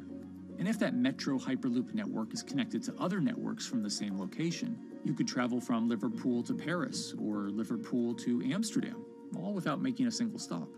For passengers, for business, for leisure, that is utterly transformational. For high-value freight and logistics, it's equally transformational. But critically, if you do a Hyperloop network at scale, you begin to deliver massively significant carbon savings too. A multi-regional Hyperloop network could become a replacement for both short-haul passenger and cargo flights and traditional ground transportation, both of which are significant carbon producers. One Hyperloop-connected distribution hub, perhaps at an airport that is predominantly used for international air freight, replacing maybe 10, 12, 15 distributed road hubs. It takes a lot of polluting and inefficient truck haulage off the roads. That itself means roads gain extra capacity. Hyperloops will still need to use electricity to both move pods and maintain the near vacuum environment in the tube. Proponents of the technology believe that this can be done by using renewable sources, including a combination of solar panels and battery technology that could be used along the Hyperloop itself.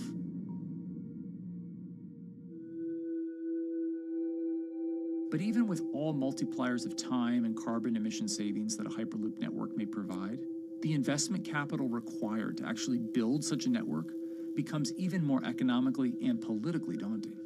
Committing doesn't mean spending billions on day one. Committing means, how do we phase it?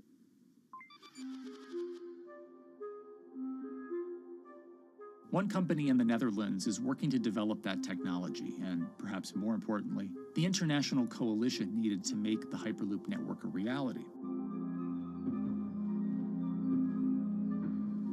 So we are here in Europe's first full-scale Hyperloop test facility, where we can already prove every conceptual technology of the Hyperloop. This is Tim Houter, a co-founder and CEO of Hart Hyperloop, headquartered in the city of Delft. And while this testing tube might not seem as large as others, inside is a key technology to create the on- and off-ramp type infrastructure of a Hyperloop network. That is, a lane switch. That's something we can already test here. You can actually see it here, that the track is diverging from one track into two. That makes it possible to eventually split up the Hyperloop track in two sections. And in that sense, you can create a complete Hyperloop network that in the end will make it possible to travel, for example, over a whole continent. Take Europe, for example, with the same ease as you can now travel with a metro in a city. The nice thing about this magnetic levitation system that we've developed is that there's absolutely zero moving components in the track. So for example, if you have to do a lane switch, all you do is that the tube basically splits up, and statically the tracks also split up. And whenever the vehicle enters a switch, it either pulls itself to the right with its magnets, or it pulls itself to the left with its magnets.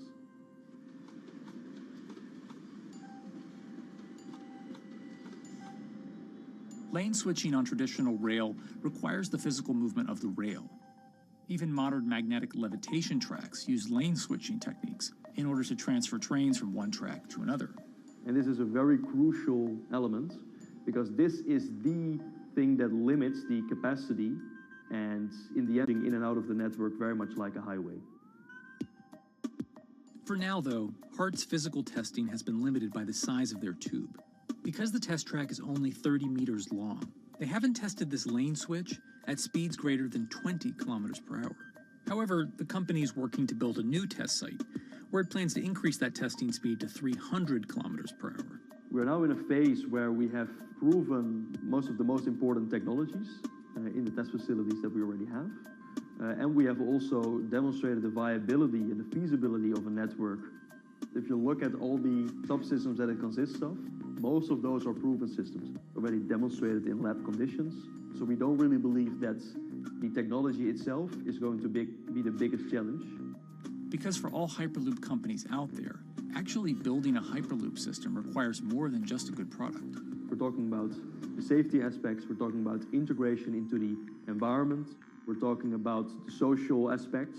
Do people feel comfortable traveling in such a system? So it's about all these different aspects, and the complexity is really getting all the different stakeholders that are relevant and that do need to contribute to bring this to market, to get them all following the same roadmap.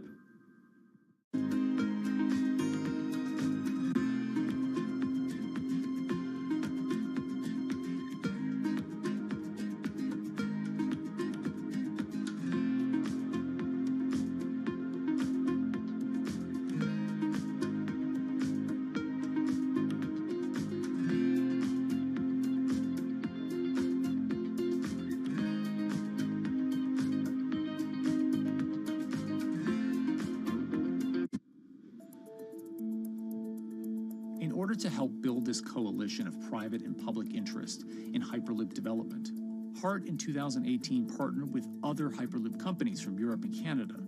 The goal was to define, establish, and standardize the framework to regulate Hyperloop systems. Right now we are working with all the Hyperloop developers together in setting up the first, let's say, structure for starting the standards drafting. One of the most important goals for HART is interoperability, which is essentially making sure the different systems can communicate with each other. Interoperability is so important because what we want to achieve is actually have this seamless travel experience. So you don't want to end up, for example, going from Madrid to Paris and then switching because you need to use a different technology to get, for example, to Amsterdam. The idea being that as companies around Europe create the first commercial Hyperloop tracks between individual cities, one day those can all be connected to a larger network. Everyone that believes that Hyperloop is a future transport system also realizes that there is a need to have this network because that's where Hyperloop thrives. Hyperloop is such a huge project. It's definitely not something that you can do on your own or as a single company. So you need to do it with a lot of other companies. You need to have the governments. I think in that sense, the biggest challenge that we've encountered is to really get all the required parties together to take the steps in development and in commercial implementation. HART's next plan is to build the European Hyperloop Center, an open testing facility which will include a 2.6-kilometer test track. And the company hopes to test travel speeds there at up to 700 kilometers per hour. Virgin Hyperloop is also racing to construct the first commercial Hyperloop route, with projects in various states of development in India, Saudi Arabia, and the United States. Recently, the company announced plans to build a Hyperloop certification center in West Virginia, which will include a 6-mile-long test track. Proving the technology here will be crucial if Hyperloop networks can find a home among infrastructure investments that the Biden administration hopes to make. The idea that there's multiple Hyperloop companies, I think, is a redeeming aspect in the business. People really want to see something happen, so having multiple people move forward is good for that. I was struck when Josh and Sarah rode the pod. 2 or 3 of the major outlets used the phrase, "We now have a new mode of transport." And although all of that technology had existed before those 2 human beings rode it, it was the moment at which those 2 human beings traveled that short distance down the tube that in popular imagination, Hyperloop became a mode of transport. The metaphor I use with my team is that, the Wright brothers were first, but none of us fly on Wright Brothers Airlines anymore. If you don't continue to innovate, you're not going to be around, and so we'll continue to be at the forefront of building Hyperloop. Back in 2013, Elon had an idea. I think the difference now in 2021 is some brilliant engineers have spent real time grinding out the details. And I thoroughly expect the next 3 to 5 years to be decisive.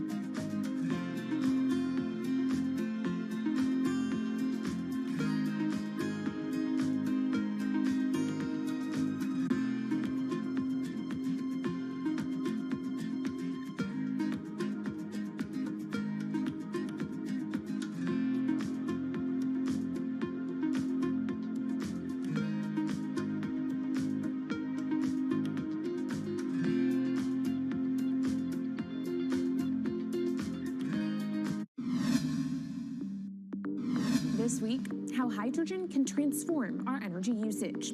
We'll look at why the universe's most abundant element could be a game changer in the climate revolution. Hydrogen technologies are not new. They are used in other sectors. We use them in space, on our rockets, and we don't need the laws of physics to change to be able to use hydrogen on our planes. From iron ore to green hydrogen, one of Australia's richest men tells us about his pivot to sustainable energy. Let's take action. It's practical, it's implementable. Let's do it now. Plus, the hydrogen revolution. We'll speak with the CEO of Italian utilities firm Snam about his new book and how green hydrogen could be competitive within 5 years. Costs are coming down and people are waking up to the fact that it's the only way to decarbonize certain sectors. From Bloomberg's global headquarters in New York, I'm Kaylee Lyons, and this is Bloomberg Green.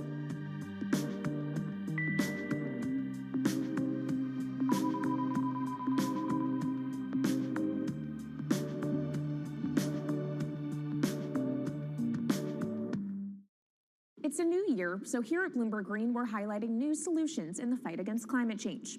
And one of those is as old as the universe itself, hydrogen. It's the simplest element around, but could well be a game changer when it comes to turning around our dependence on fossil fuels. Today, hydrogen is used in the chemicals industry to produce petroleum products. It's also starting to be used in steel production, an industry under a lot of pressure to decarbonize. But it has far more uses as well, from powering cars to heating our homes. And Bloomberg New Energy Finance sees a seismic shift in the sector in the next 10 years as green hydrogen squeezes out dirtier alternatives. So-called gray hydrogen dominates today. But as renewable electricity gets cheaper and more accessible, so will green hydrogen. In this week's edition of Bloomberg Green, we'll explore what this push into hydrogen means for tackling climate change. We'll hear from Australian billionaire Twiggy Forrest about his pivot from iron ore to hydrogen, and we'll also speak with the CEO of Italian utility company Snam about his book, The Hydrogen Revolution. But first, what are we using hydrogen for? And why does it actually matter? Christine Lee Edwards explains. Hydrogen, the most plentiful element in the universe. On Earth, we find it mostly bonded to oxygen in the form of water, or in other gases known as hydrocarbons.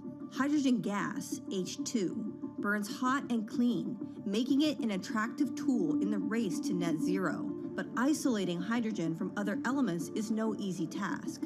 Today, the cheapest way to do this is via chemical processes that break up natural gas. This releases a lot of carbon dioxide. Another method is to use electricity to split water molecules in a process called electrolysis. Although there is no carbon byproduct, a lot of electricity is needed. And if this power comes from burning coal or gas, it negates the zero emissions goals of using hydrogen to begin with. Hydrogen produced in this way, powered by fossil fuels, is called gray hydrogen. If carbon capture and storage is used together with fossil fuels, then it becomes blue hydrogen.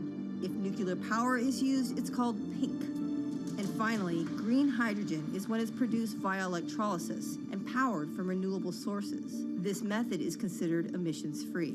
It's predicted that by the early 2030s, H2 made from renewables will be cheaper than that made from fossil fuels. But that hinges on the cost of electrolysis declining, which will be achieved through larger projects and an expansion of manufacturing. To be clear, vast amounts of H2 are already used today. Global production in 2018 totaled 117 million metric tons. This hydrogen is mostly used for its chemical properties, not as a source of energy, and very little of it is clean. Some sectors like steel could start using hydrogen for these chemical properties, replacing coal. Industries like cement and glass may also use hydrogen as a source of heat. Another advantage is its energy storage potential. It can be stored over long periods of time and used when more power needs to be added to the grid. It also could hold an advantage over batteries in heavy transport and shipping. The promise of hydrogen for energy has been around since at least 1874, when Jules Verne wrote about it in his book, The Mysterious Island. But the future of hydrogen will depend on policy. Countries with net zero targets, carbon pricing, and hydrogen strategies with investment mechanisms are likely to see the highest H2 demand.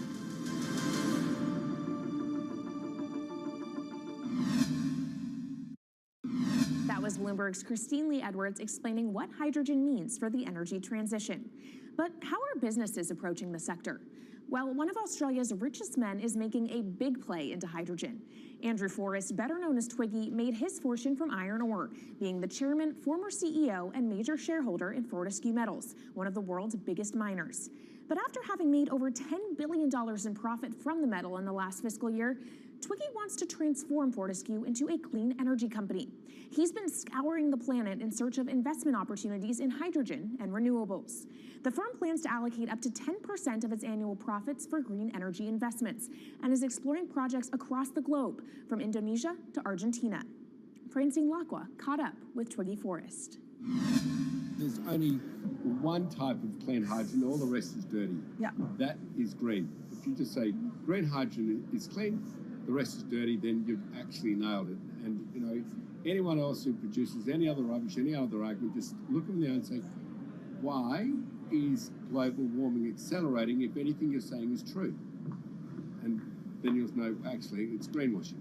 Yeah, but there's a lot of greenwashing because I keep on being told it's a transition. We can't just, make the transition at a click of a finger. So what are we doing wrong? What can we do better? I don't remember the personal computer having to transition the typewriter. I really don't remember that.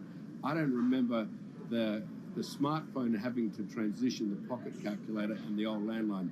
You know, its transition line is complete rubbish. The lie got put to it 2 days ago when JCB, a really loved British company, every right for the country to be proud of JCB, and Fortescue, holding a bit of a similar reputation, fantastic track record, everyone's done super well from Fortescue, huge balance sheet, super strong. When those two companies got together and agreed a $7 to $9 billion US agreement per annum, right, then that's a real wake-up call to say, hang on, green hydrogen is obviously commercial now. You know, every other form of fossil fuel hydrogen, you know, it can compete with it on price, it can probably lose on price, but what we know, it is cooking the planet. And only green hydrogen, zero methane, zero carbon in the supply chain. Don't worry about the molecules in the supply chain. But at the moment, we're not even phasing out coal, if you look at the G20 communique. So we have a long way to go to talk about only using green hydrogen. Yeah, so look, I have a call, which I'd like to make now, that the world should not fund any more coal-fired power stations, coal mining projects, ever. We should wind them down as quickly as possible because they are cooking the planet just like grey and blue hydrogen is cooking the planet. Yeah. You know, hydrogen, which is not made from renewable electricity, is releasing 10 to 16 times more carbon, let alone the methane, which is worse, than it is hydrogen. So we've just got to stop doing things which are self-harming under the guise of greenwashing. So why are leaders so slow? Even if you look at the appetite for ESG investments, they're growing exponentially, so are emissions. So where are we allocating capital? Okay, so take the recent G20. There's probably a reason why there wasn't strong action coming out of the G20 because people were not aware that major transactions between large companies were taking place now on green hydrogen, that actually this pollution-free all the way through the supply chain fuel was now being transacted at multi-billion-dollar scale. If they'd known that, I don't believe any sovereign leader or any energy minister or climate change minister could not take ultra seriously that green hydrogen is now here to stay. It's broken through. History has been made. It will never go back. Okay, what is the one thing that you would tell leaders today and business leaders? How do we transition faster than what we are now because we're at real risk of missing our targets? Oh, so that's really simple. You stop funding, you stop subsidizing, you stop using money into fossil fuels. It could be carbon sequestration, it could be fuel rebates, it could be anything. Hundreds of billions of dollars getting ashed while we ash the planet on fossil fuel subsidies. Because we haven't had that renewable electricity, we haven't had that green hydrogen, it's kind of been pushed down. It's all sorts of excuses. Oh, it'll never be commercial. It'll never be supplied in the quantities we need it. You know, blah, blah, blah. Now we know, let's take action. It's practical.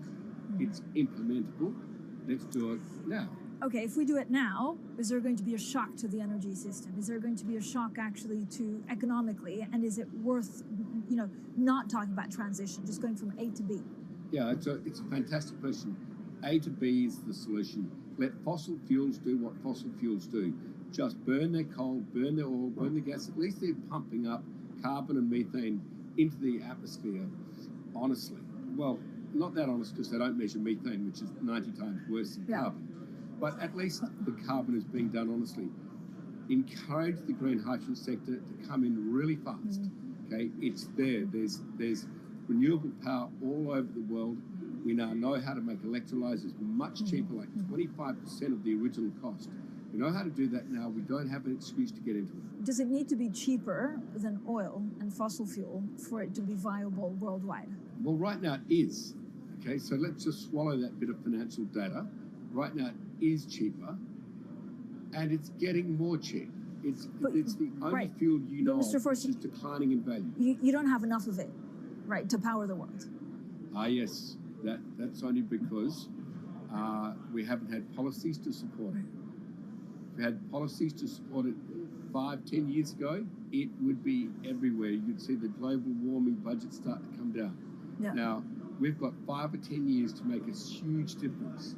I need policy leaders all over the world to appreciate now, okay, big business is transacting with green hydrogen in multi-billion-dollar agreements. We now know it's here and it's here to stay. Let's spread it everywhere. Coming up on the program, the hydrogen revolution. We'll speak with the CEO of Italian utility firm Snam about his new book and why he thinks green hydrogen will be competitive in just 5 years. Plus, how are airlines working to become more sustainable? We'll look at how Airbus plans to step up in the climate fight. This is Bloomberg Green.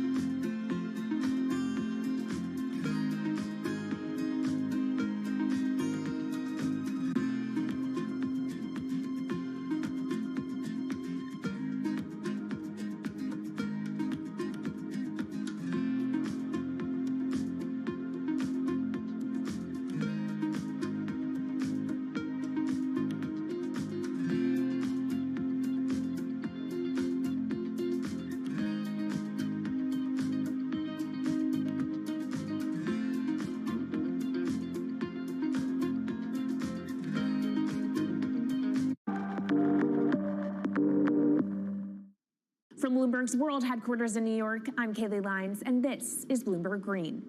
What will the world look like in 2050? Will global temperatures have stabilized, electric vehicles be abundant, and solar and wind power homes around the world? According to Marco Alvera, the CEO of Italian energy company Snam, that vision of the future could be a reality. And he says that hydrogen will pave its way. As he tells it in his new book, The Hydrogen Revolution, Alvera's moment of reckoning came in November 2018 when he tasked the Snam Scenarios team with studying how Europe could reduce its CO2 emissions to zero by 2050. Looking through the results of the study, Alvera said he was struck by how much hydrogen was in Europe's energy mix by that year. Beyond the abundance of hydrogen, the SNAM model also predicted that it would be the cheapest form of decarbonized energy for many sectors, and that it could be cheaper than today's prices for oil, coal, and nuclear power. Our Maria Tadeo spoke with Alvera at COP26. It's happening all very fast. We see the cost of hydrogen coming down a lot. Hydrogen will play a big role in the energy mix. I don't know if it's going to be 15 or 25% of a fully decarbonized energy system, but it's going to be big. Costs are coming down, and people are waking up to the fact that it's the only way to decarbonize certain sectors, the so-called hard-to-abate sectors. And you say it's the only way and the costs are coming down. Where do you see prices moving? Because a lot of the reticence at times has to do with the pricing, that some argue, well, it's still not the cheapest option on the market. So when I was first working in hydrogen in 2004, it was costing $1,000 per megawatt hour. 2010, 600. Today, 100, and we see it going down to 50 in 5 years' time, and to going down to $25 per megawatt hour in the next 10 years or so, which is a quarter of where it is today. That's really because renewable energy, and we're talking green hydrogen here, renewable energy costs are falling, but the cost of making the electrolyzer, which is the kit that you use to convert solar or wind energy and water into hydrogen, the cost of this kit is falling a lot because it doesn't really exist on an industrial scale. So as we build up capacity, we industrialize it, we standardize it, and we squeeze costs out. That's really the cost trajectory. And for that, of course, you need demand, however, for governments and also institutions to kind of buy into this idea that it is the future and we want to invest and create infrastructure. What are they telling you? When you speak to governments, when you speak to officials, are they keen on this? They're very keen. So the Department of Energy shares our view in the States of getting to below $1 a kilo, which is $25 a megawatt hour. The European Union has a hydrogen strategy, which is very clear, and several member states have the same. Chile wants to export a lot of hydrogen. China's big on hydrogen. Australia is very big on hydrogen. Japan is blending already hydrogen. So I would say the world is now really focused on this because it's the only way to store energy for a long period of time economically is to convert it into either a liquid or a gas. And of course, you talk about the price, but the other big component is the volume. You know, how big can you go? Where do you see that on a time scale? So wherever it's sunny or windy, you can produce very cheap hydrogen eventually. And so compared to oil and gas, which are concentrated in few parts of the world, it's going to be very democratic from that point of view. So every sunny place, every desert, every ocean wind can be turned into hydrogen that we can put on ships, in pipes, and really start trading it around the world. So it's going to happen a lot faster than a lot of people think. So, and when you say a lot faster, what is that in time? As I said, $50, which is essentially oil parity within 5 years. And then, depending on how quickly we ramp it up after that, we could get to $25, which is coal parity before the end of the decade. And in big scale. In big scale, because once you get to coal parity, that's the only way we're going to get China and India to stop burning new coal. We have businesses in China and in India, and I see a lot of hydrogen development, a lot of renewable development in both countries. The India announcement was incredibly strong on 2030. Some people were upset about the 2017 net zero deadline, but when it comes to 30, he announced a big commitment to get to 50% renewables. Were you surprised by it?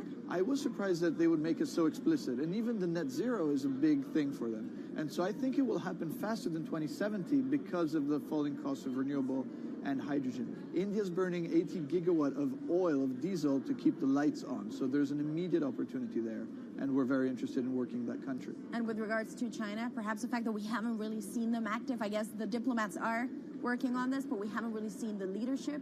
It's going to be technology, it's going to be industry. I think China has committed to a net zero, which is very important. At the G20, China was clearly behind the 1.5 degrees. So I think a lot has been achieved between the G20 and COP, and I think what's really important is to see in the coming years how quick. It's in our hands to make part of this happen in 5 years, or it could otherwise happen in 15, 20 years. It's about building the project. The capital is there. We saw how many trillions of dollars are already committed. What's missing is really the projects, and that's where companies like us step in.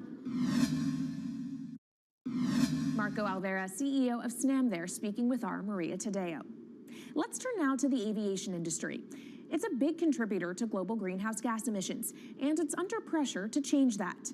In October, the International Air Transport Association, a trade body representing airlines, approved a target of achieving net zero emissions by 2050. To achieve that, many airlines in the US and Europe are looking to buy sustainable aviation fuel made from renewable sources like used vegetable oil.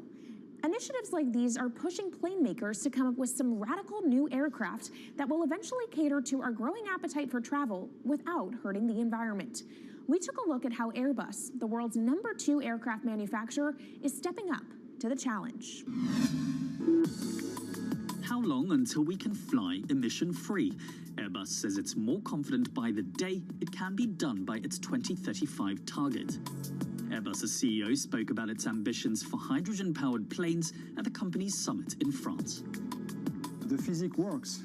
Hydrogen technologies are not new. They are used in other sectors. We use them in space on our rockets, and we don't need the laws of physics to change to be able to use hydrogen on our planes. So every day we become more confident, but we think we need to have a plane, we need to have the right fuels, the hydrogen available in the right quantity at the right place at the right time, and we need the regulations to be ready. So we really need the work and the collaboration of many people around the globe to make it happen on time.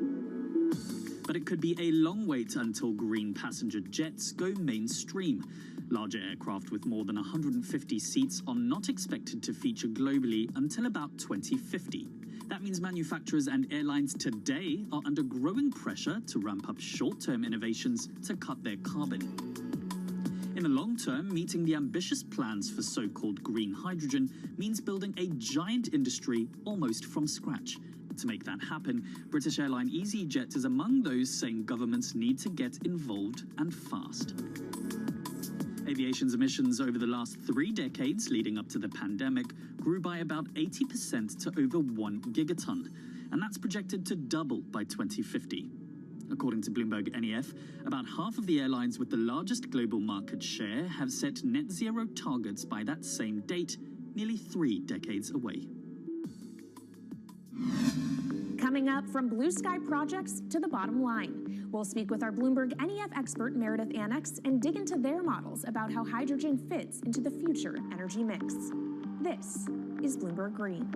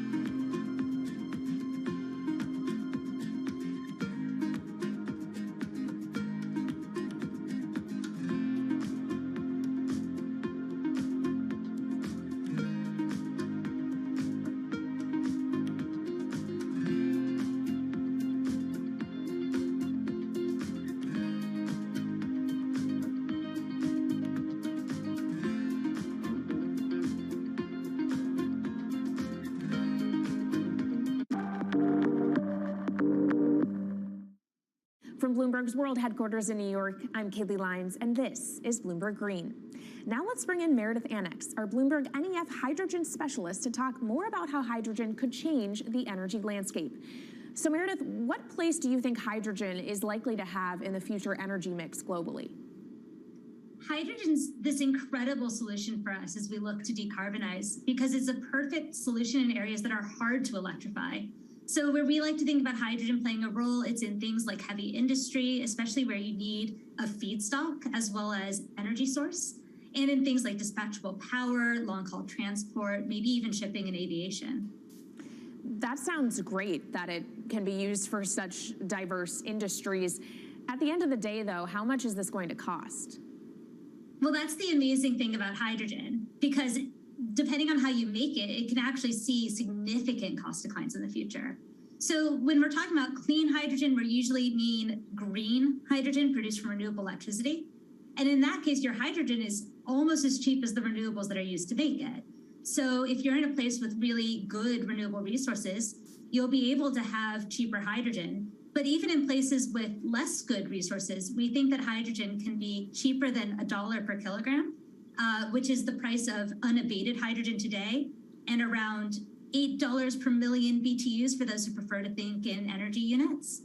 And that can be achieved anywhere in the world by 2050, we believe. All right, so let's talk about kind of the pros and cons list. I don't know where cost fits into that, but what are the advantages to hydrogen over other renewables, and then what are the drawbacks? Yeah, main advantage is the fact that hydrogen can serve roles that electrons struggle with. And that's things like seasonal storage, for instance, or just anything where you need storability, where electrons are harder to store, hydrogen is going to be easier. That also leads to a downside, though, because hydrogen is less energy dense than the usual things that we use for storable energy today, like coal or oil or natural gas. So you will need more volume of storage to handle the same amount of energy. Let's talk about the viability as well and how it may differ in different geographies. What is your view on that? Yeah, so for green hydrogen, again, from renewable electricity, really places with the best renewable resources, things like Latin America or the Middle East, even Southern Europe, have really, really good potential for producing hydrogen. And then when you're looking at blue hydrogen, which is produced from natural gas or coal with carbon capture and storage, we do see that becoming more expensive than green hydrogen in the future, especially as renewable electricity costs come down. But that can be a viable option in places like the US Gulf Coast or Russia, where you've got good geological storage for the carbon, as well as ample natural gas that's quite cheap. All right, great breakdown. Thank you so much to our Meredith Annex, our Bloomberg NEF hydrogen specialist. And of course, you can get more from the Bloomberg NEF team on the terminal and online. And they've recently done a podcast called Hydrogen 101 as part of its Switched On series. So from iron ore titans pivoting to cleaner energy to talk of a hydrogen revolution, that's it from this week's edition of Bloomberg Green. We'll be back next week with a deep dive into the state of electric vehicles. And you can keep the conversation going by following us on YouTube, Instagram, and Twitter @Climate. I'm Kaylee Lyons from Bloomberg's World Headquarters in New York, and this is Bloomberg Green.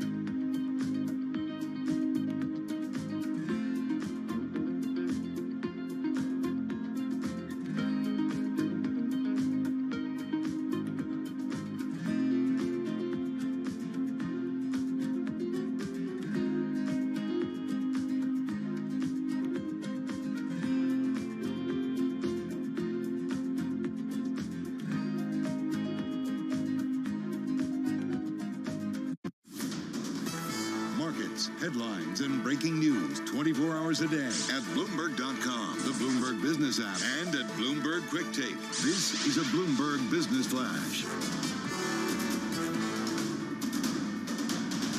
From Bloomberg World Headquarters, I'm Charlie Pellet. Stocks trading close to session lows. The Dow, the S&P, NASDAQ all in the red. Oil is pushing higher. Right now, West Texas Intermediate crude is rallying 3.8%. President Biden, you heard him live on Bloomberg Radio, announcing the drawdown of an additional 15 million barrels of oil. We have got the S&P now down by 42 points, drop there of 1.1%. The Dow down 246, down 0.8%. NASDAQ lower by 148, down 1.4%. Treasury yields have climbed to multi-year highs. The 10-year 4.11%, the 2-year 4.53%. Spot gold down 1.5%, 16.28 the ounce. Well, as for the inflation backdrop, Dr. Lindsay Piegza is chief economist at Stifel.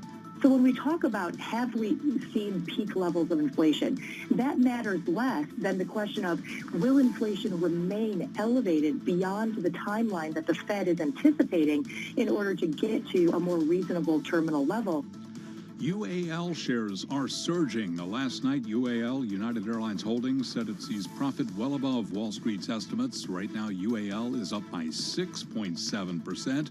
As for some of the other airline names today, mixed bag. We've got American up by 2.7%, Delta up 1%. On the minus side, Southwest Airlines down 1%, and JetBlue lower now by 1.9%. Spirit Airlines shareholders have approved the carrier's $3.8 billion cash sale to JetBlue Airways, a milestone for a deal that is poised to eliminate the largest American carrier offering deeply discounted fares. Spirit Airlines shares are up now by 1.3%. Recapping, 10-year yield 4.11%. S&P down now by 1.1%. Down day on Wall Street. We'll keep you updated. This is a Bloomberg Business Flash. This is Bloomberg Business Week. Insight from the reporters and editors who bring you America's most trusted business magazine. Plus, global business, finance, and tech news as it happens. Bloomberg Business Week with Carol Massar and Bloomberg Quick Takes Tim Stenovic on Bloomberg Radio. Live from the Bloomberg Interactive Brokers studio, streaming on YouTube. It is Wednesday, October 19th, which means it is the 35th anniversary of Black Monday when the Dow plunged some 22%. We're not getting that kind of move today. We're not, but what a memory, right? I mean, I was only 3, Carol, but... Yeah, were you like, whoa, No, Mom and Dad? but, I mean, there've been, just to imagine, Yeah, it it's hasn't huge. dropped that much in one single day since then. I Nope. mean, and if you look back, it's like this tiny blip, but it was not at the time. No, it was massive. Huge. It was massive, and really led to changes in the market and in terms of stopgaps. Just the beginning of it. All right, folks, we are awaiting the beige book. It will be crossing the Bloomberg, and as soon as those headlines cross, we will bring them to you. Stocks, as you heard from Charlie, under pressure. Yield shooting up to multi-year highs on yes, people. If you didn't get the memo, the Fed is going to remain hawkish, and I feel like it is a big lean-in Fed Wednesday for us today. It really is. We've got a Bloomberg exclusive. St. Louis Fed Jim Bullard is going to be joining us live, and a little bit later in the program, we're looking forward to that interview. Yeah, we're going to talk about a lagged drag. Tim's going to even sing a little bit later on. I'm We'll not going explain. to. Yes, you are. How the Fed hikes are not yet packing an economic punch. We got Tesla and IBM earnings after the closing bell as well, and then last night, the earnings that sent Netflix shares surging. Yeah, one of the standouts in terms of the upsides among the equities universe. And the former CEO of Morgan Stanley, John Mack, and his new memoir. It is a great read by our Max Abelson. Bloomberg Business Week is brought to you by Commonwealth, supporting more than 2,000 independent financial advisors with the solutions they need to grow a thriving business. Commonwealth, go where you grow. Visit commonwealth.com to learn more. All right, let's get to it, folks, and the Market Drivers Report. Let's set your Business Week agenda on, thank God, it's Wednesday. Kriti Gupta, anchor and markets correspondent at Bloomberg in our Interactive Broker studio. So too is Molly Smith, glued to her Bloomberg as we speak. She's economics editor at Bloomberg News. I'm just starting to see the headlines cross. What do you got for us? So it seems like on the margin, some of this should be actually received pretty positively. When I zoned right in on the prices section of the beige book here, and looks like some of the Fed districts who contribute to this report reported a cooling in some easing, in inflationary pressures. Whoa, wait a second. Easing of inflationary pressures? Well, hold on there. Okay. It's still very elevated. Okay. So Don't get too excited. yeah, but just No some of the champagne. things that we like. What jumped out to me at first was that maybe some firms are not having as much pricing power in the past 6 weeks as they have before, and having more difficulty pushing through cost to consumers as these customers are pushing back. So that seems to be one of the factors for lower inflation expectations going forward. So Yeah. that, as a whole, should be taken extremely positively. Yeah, and here's another headline from it. Outlooks grew more pessimistic amid demand concerns. All right, Kriti, let's come in because I am seeing some reaction on the equity side. Yeah, a little bit of a Little pairing bit. of some of the losses that you're seeing in the S&P 500. I would argue Molly's take is 100% accurate. She went straight to the prices section. I went straight to the labor market section because that's the one that interests me here.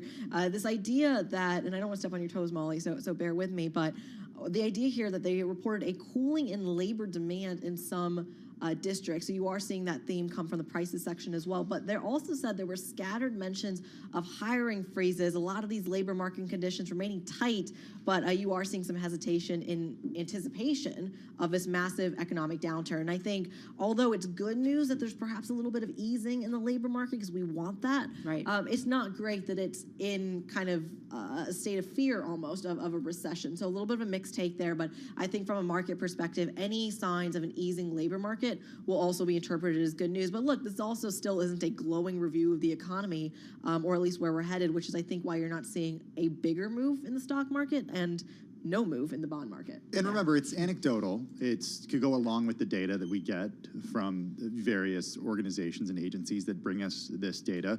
Another headline, expectations were for inflation to generally moderate.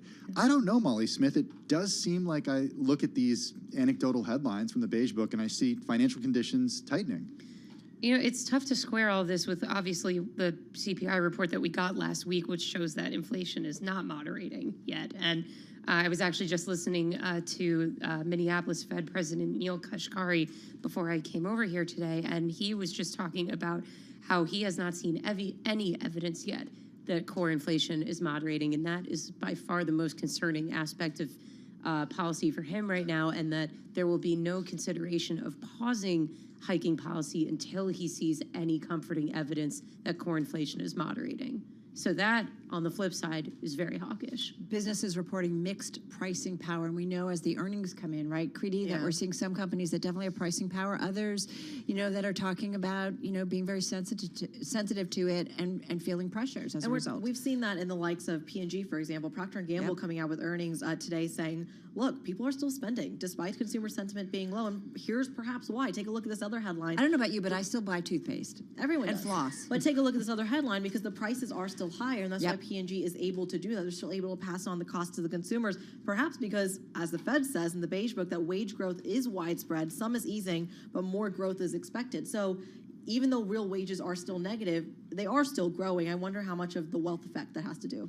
And the Fed also noting in the Beige Book as well that, yes, while you're talking about spending on essentials like toothpaste, Carol, everyone's thankfully buying their toothpaste still, but discretionary spending a bit more different, and that's where they're noting retail spending a bit flat and auto dealers pushing, having slower sales, and which you would also expect from higher interest rates and difficulty getting car loans. Right. There's certain things that are out there. Like this is what we talked about with Allison Schrager, that certain things are sticky. Wages, right? You kind of make a deal and it's going to stay in place for a year, or if you have a contract or whatever it is. Same thing with rents, right? They stay in place for a certain time. So some of these things are sticky. Some of these other things, Molly, can move around much more quickly. And the Fed did mention about rents and leasing remaining very high here, though noting how higher mortgage rates have definitely hurt home sales transactions, but that, of course, helps buoy the rental market when homes are so unaffordable. People think about renting instead. So that's where where housing inflation also operates with a lag. Kriti, trade still the same? Just got 20 seconds. Yeah, trade's still the same. You are seeing some of those losses get paired, but still down about 0.8% on the S&P 500. And bond market just where it was before. Yeah, still 4.11 on the 10-year yield. All right, guys, thank you so much. Really appreciate you breaking it, Molly, in real time. Molly Smith, economics editor, going through the Beige Book headlines in real time here at Bloomberg News. Kriti Gupta, of course, anchor and markets correspondent at Bloomberg. Let's get on down to Washington, D.C. for world and national news. For that, we turn to Nancy Lyons. Hey, Nance. Thanks, Tim. President Biden is announcing the drawdown of an additional 15 million barrels of oil from U.S. emergency reserves, part of what he calls a ready and release plan aimed at driving down gas prices.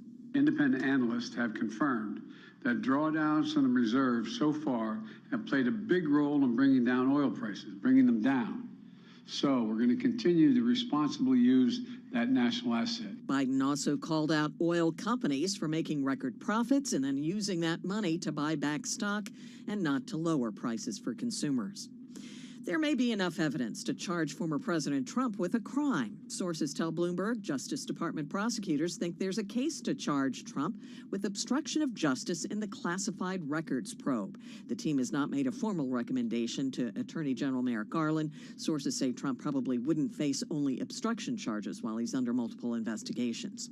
Well, it's seen as a blow to the special prosecutor assigned to probe the FBI investigation into the Trump campaign. The business analyst, who was the primary source for a 2016 dossier on then-candidate Donald Trump, has been acquitted. Igor Danchenko was found not guilty of lying about the suspected identity of a Russian source he said called him anonymously to report a conspiracy between the Trump campaign and the Kremlin. It's a loss for special counsel John Durham, who was tapped by the Trump administration to investigate the FBI's inquiry and who personally prosecuted the case at trial. Even so, the trial revealed details of the FBI probe that critics say reveal corruption at the agency. In Washington, I'm Amy Morris, Bloomberg Radio. Global news 24 hours a day, on air, and on Bloomberg Quick Take, powered by more than 2,700 journalists and analysts in more than 120 countries. I'm Nancy Lyons. Thank you so much, Nancy Lyons there with World and National News. Carol Masser along with Tim Stanovic live in our Bloomberg Interactive Brokers studio, streaming on YouTube. And this story, man, caught my attention. It's a really deep dive into what is China's underground market for semiconductors. Yeah, worldwide shortage has spawned a gray market for semiconductors where chips that may be out of date or stolen can sell for vastly inflated prices. It's really interesting because there are semiconductors that are required for microcontroller units, for vehicles. We've heard stories about Ford having to just leave cars in lots here in the U.S. because they can't get semiconductor chips. What's it looking like around the world, especially in a place like China where they're having trouble getting chips too? Whenever there's trouble, right, there's a way, but it's often, kind of around the rules, around the existing, structure, and then it becomes an underground market. So what's been formed is what they call it kind of a massive gray market, an opaque form populated by hundreds of middlemen and riddled with secondhand or out-of-date chips where the cost of acquiring just one can run to 500 times its original price. Situation is most acute with chips destined for cars, Tim, like you were just talking about, which are becoming more, as you know, like computers on wheels as the industry is revolutionized. The U.S.'s recent chip technology export curbs will only make the shortage worse, encouraging underground activity. This is coming from the head of China's major car associations saying that. But what happens if those chips are not up to snuff? In scores of interviews with more than a dozen people involved in this world, all of whom declined to be identified because of the sensitive nature of what they're doing, Bloomberg News pieced together how the complicated network operates. Some standard chips have so infiltrated the supply chain, many brokers say, that car quality and worse, safety is at risk. Should your fraudulent chip fail in the ABS brake module of a vehicle, for example, the consequences could be deadly. Just hope the QC line is working and working well. The gray market mainly takes place online in WeChat groups and over email, but trades also sometimes happen at physical marketplaces like the SEG, Sage Electronics Market Plaza. That is in Shenzhen, where brokers have been known to bring chip samples in knapsacks to secure orders. And apparently regulators are noticing. Go to Bloomberg.com. It is an incredible read. This is Bloomberg.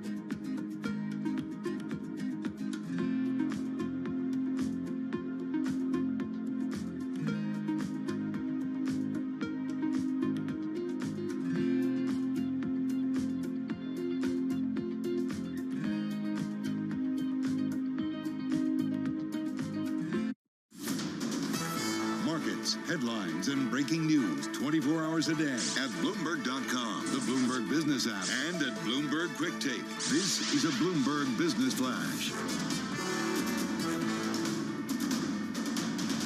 From Bloomberg World Headquarters, I'm Charlie Pellet. Stocks have halted a two-day rally. Treasury yields climbing to multi-year highs. We've got the 10-year yielding 4.10%, the 2-year 4.53%. S&P down 27, a drop of 0.7%. The Dow down 121, down 0.4. Nasdaq down 100, drop there of 0.9%. Spot gold down 1.4%, 16.28 the ounce. Crude is rallying 3.8%, 85.94 a barrel. Again, that 10-year 4.10%. Stocks lower across the board with the S&P down 0.7%. Among the names reporting today after the close of trading, we'll be hearing from Tesla. Tesla up now by about 0.7%. Also reporting IBM down 0.1%.